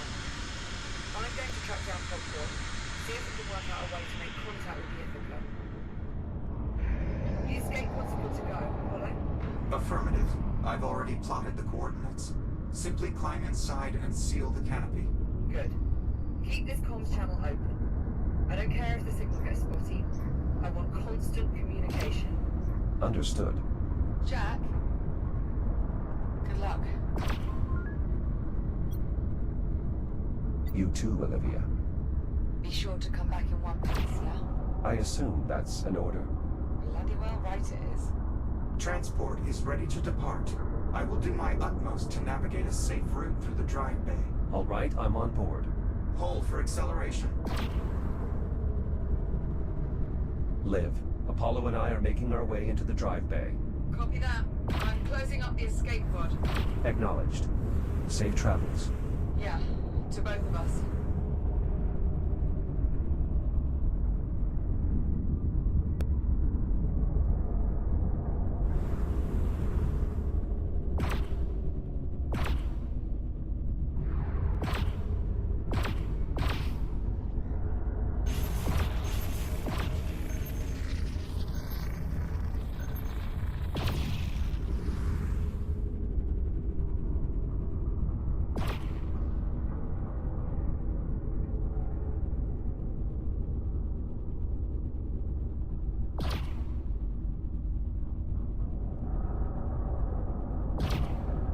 Jack, come in. I'm clear of the Estrella wreckage. Are you all right?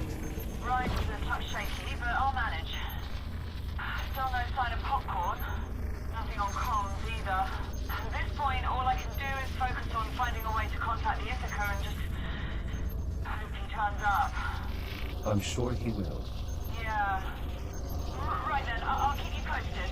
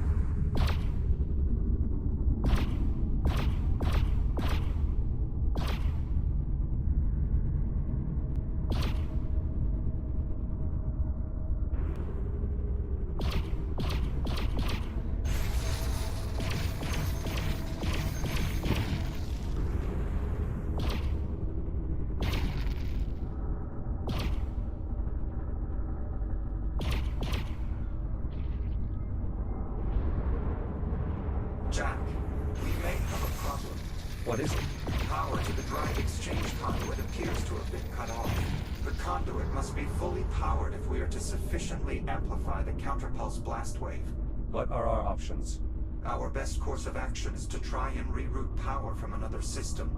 Then let's do it. There's a junction nearby that should still be functional. Adjusting course. Hold on. Liv, we've run into a power flow issue. We have to briefly divert course. Do what you have to do, and do it fast. The Ithaca fleet is getting close. I make out at least 3 more ships in the distance. How close are we to making contact? Still working on it. There's just not that much to work with. If I could maybe find one of our old geosensors, I could put its Liv. Might be enough to get a signal out. Liv, you're breaking up. Liv. Interference from the Estrella is disrupting the signal. Is there any way to get her back? I'm afraid there's not much I can do. However, the captain is actively working on boosting the comm signal to reach the Ithaca. If she succeeds, it's possible we'll be able to re-establish contact. Understood.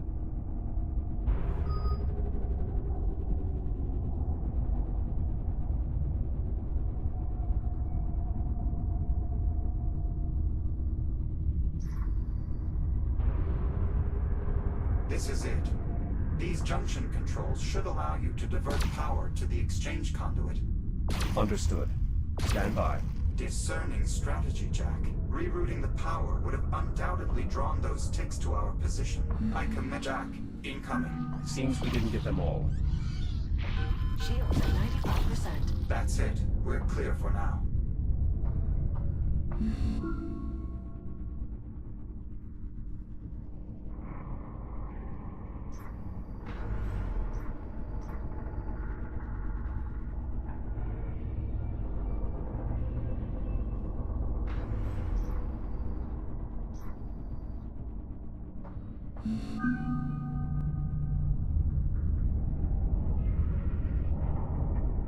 What do I do?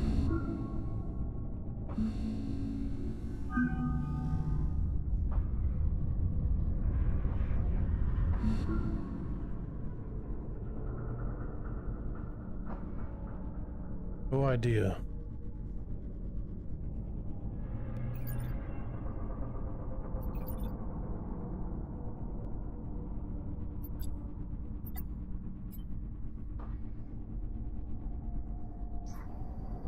Oh. Oh. No one told me the motherfucker spun. Power rerouted. The exchange conduit is operating at maximum capacity. Well done. Return to the transport and we'll proceed onward.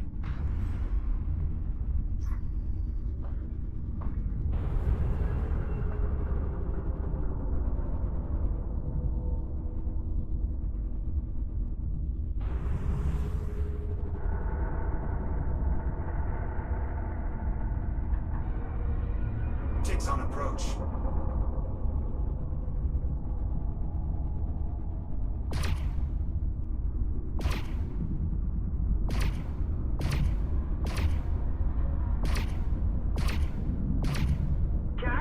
Jack, do you copy? Liv, say again. There's too much interference. I keep losing your signal. Liv, can you hear me? Olivia. Jack, I'm losing you. Liv, are you there? Olivia. It's no use, Jack. She's not receiving us. Incoming multiple ticks.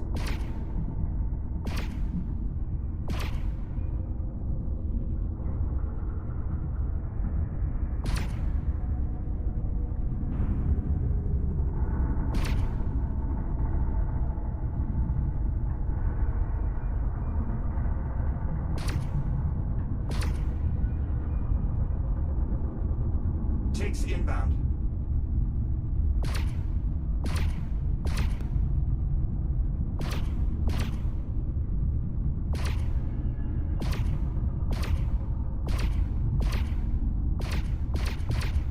Jack, I don't know if you can hear me. Liv, I read you. If there's any chance you can still hear this, I'm going to keep working on the comms, but if I can't... Liv. Jack, we need to focus. We're closing in on the exchange conduit.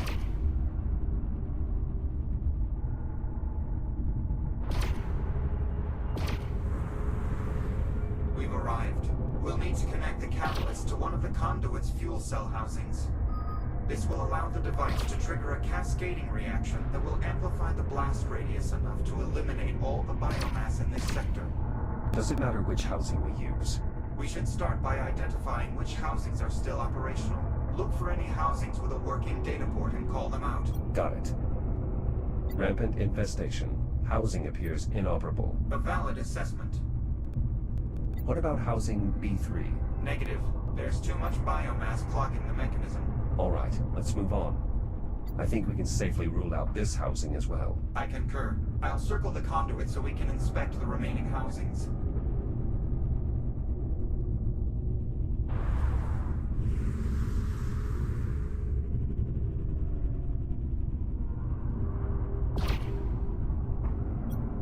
Excessive biomass presence. Valid assessment. Housing is no longer functional.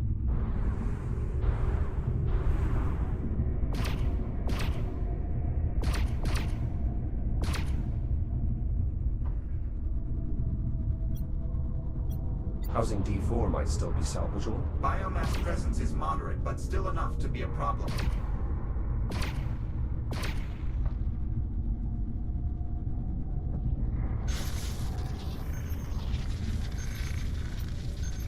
Negative on this housing. Agreed.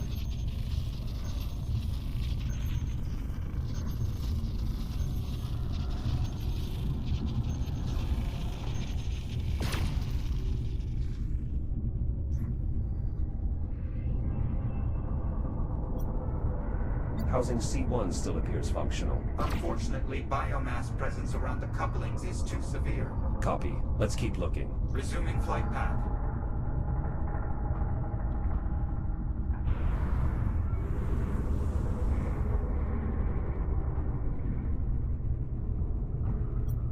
The housing looks clear, but the data port is unsalvageable. Unfortunate.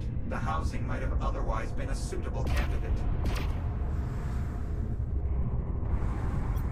What about this housing? A3. I'm afraid not. The infection appears to have penetrated the outer casing. The internal components are likely teeming with biomass. Significant biomass presence. Housing is unusable. I agree. This housing is far too infested. There's nothing we can do here. Yes, I'd have to agree. Continuing orbit.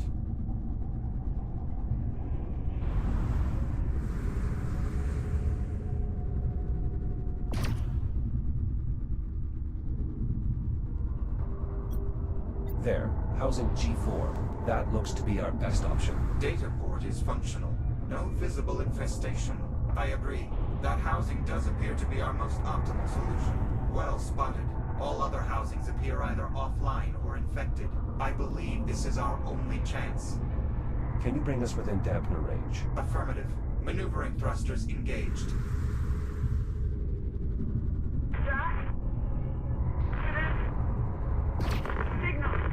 Liv.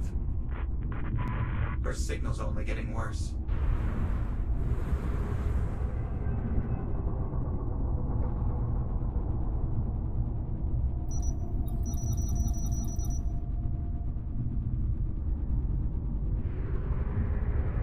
You'll need to scan the data port to activate the fuel housing.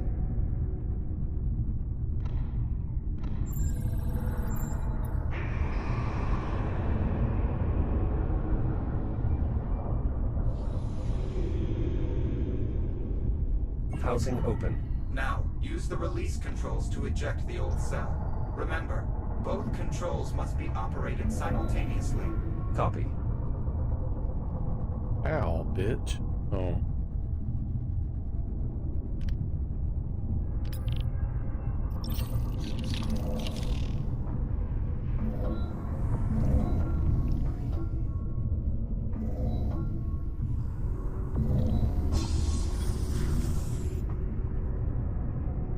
Fuel cell removed. Stand by while I align the transport to the housing. Please keep clear.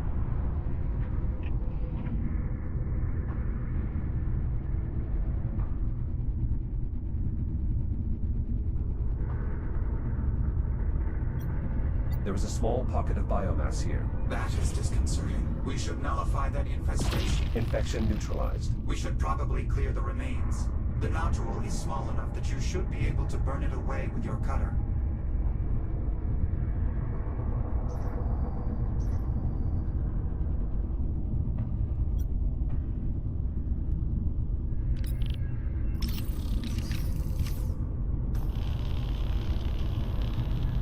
Biomass removed. Excellent. Let's hope the infestation's impact was minimal.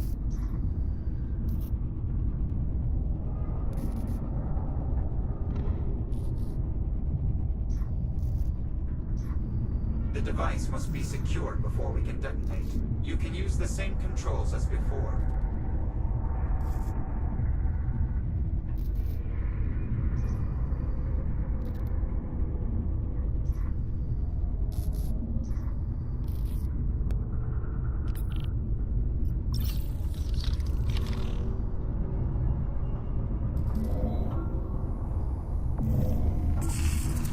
Apollo, what's happening?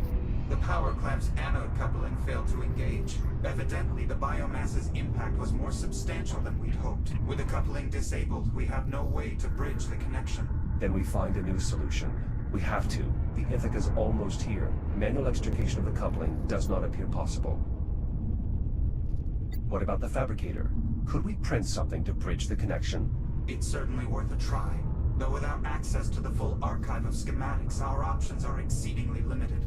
Give me a moment to locate and print the most tenable option. Unfortunately, that remains ineffective. Fabrication complete. The component is ready. Try positioning it such that it makes contact with both the anode and the coupling.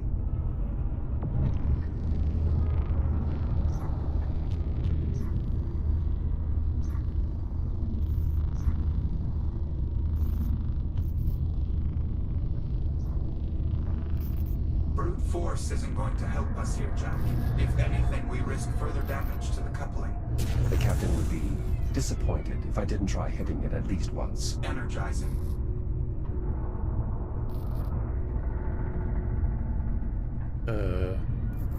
Bro?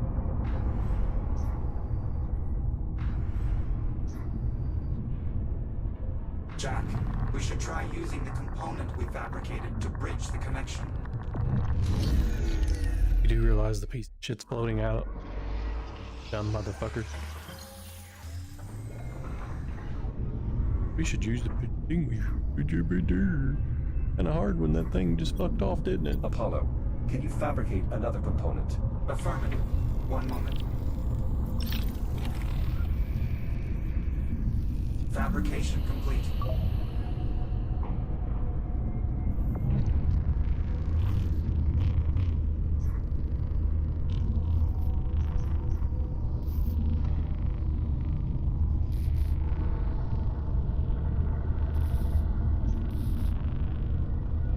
With our limited time frame, we cannot afford re-attempting ineffective solutions.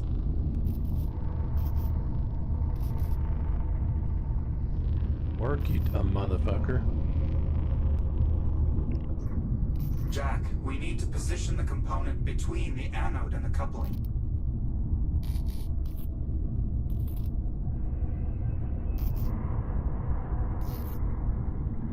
Shields at 95%. It's no use, Jack. We can't establish a stable connection. The component simply doesn't fit. Are there any other components we can try? Nothing in the fabricator's local memory. I recommend we consider other solutions. I assure you, Jack, the component is insufficient for our purposes.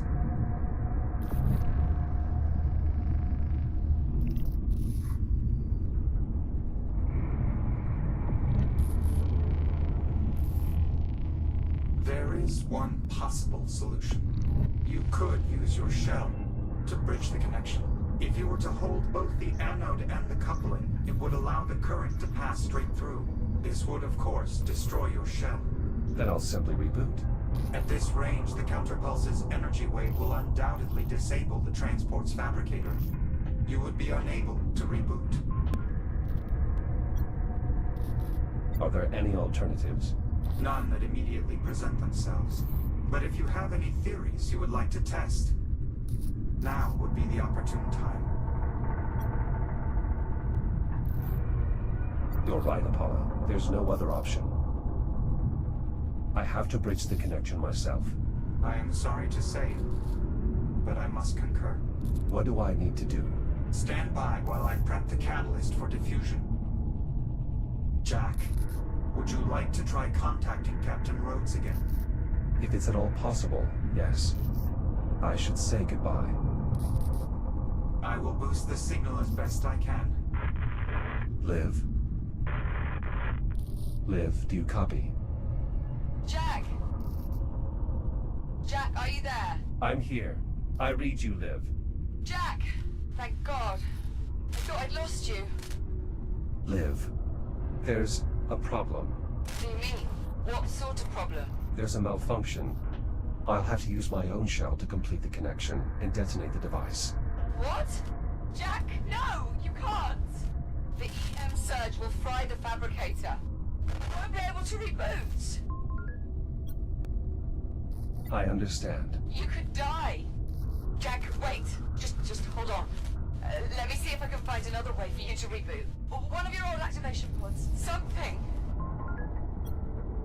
Liv, it's all right. I know what I'm doing. No! God damn it, Jack! Listen to me! You are not doing this!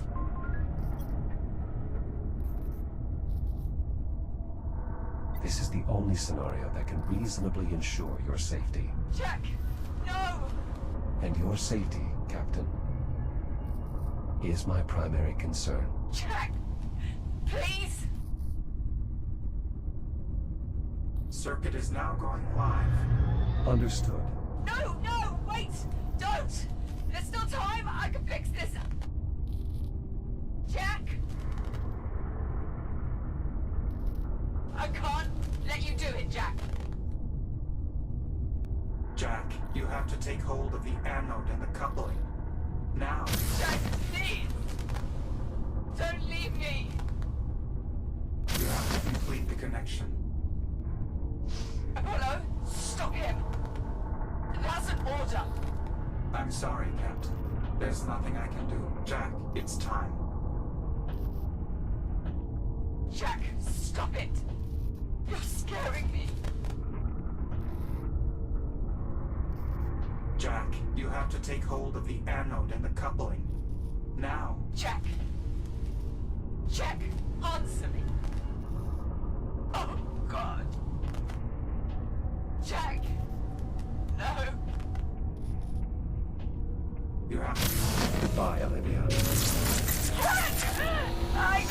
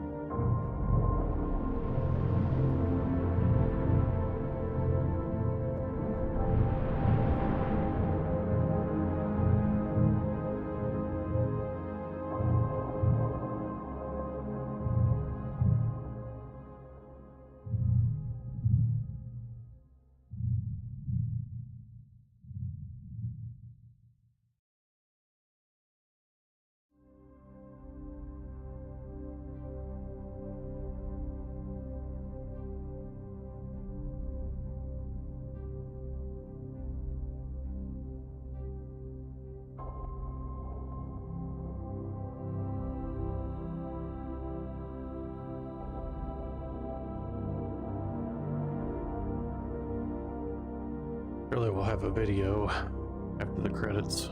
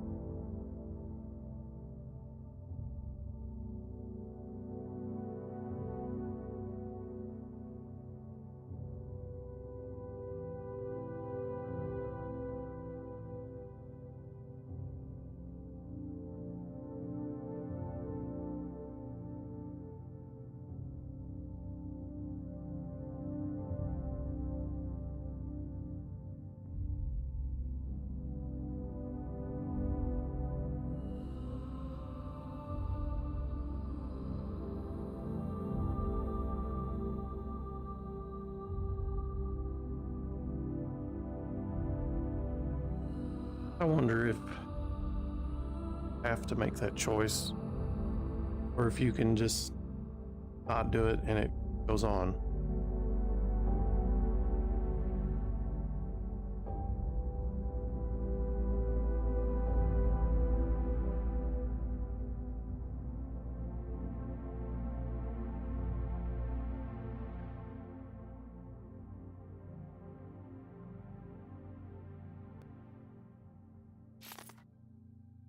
Here we go.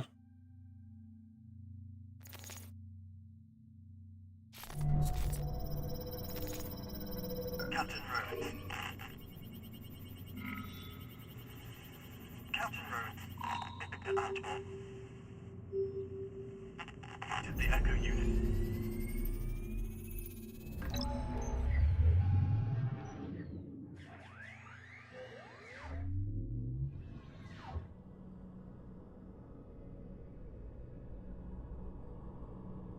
Like I'm back in here. For the cure, we use popcorn.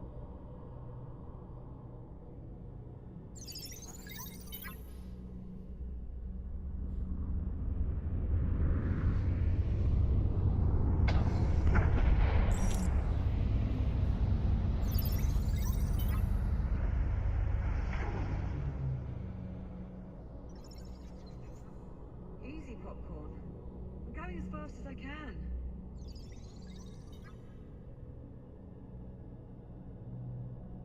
Jack? Oh my god. Jack. Jack, It's really you. Who else would it be?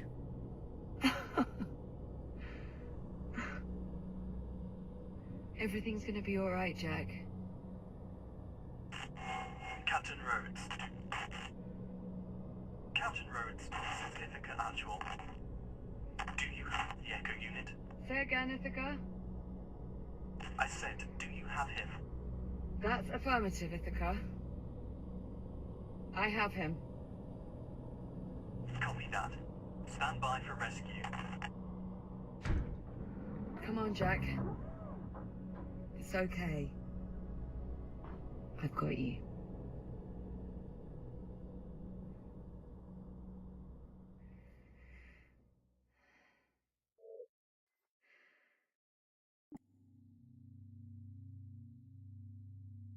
I guess that's it. Biomass destroyed. Jack rescued. We're all rescued. Game over. That's going to be it for Lone Echo. We're going to probably jump into, I don't know yet, either Dying Dead Island or Mage Seeker Trade Lights. I believe it come out today. If you haven't already, be sure to leave a like and subscribe, and I'll have more coming your way soon.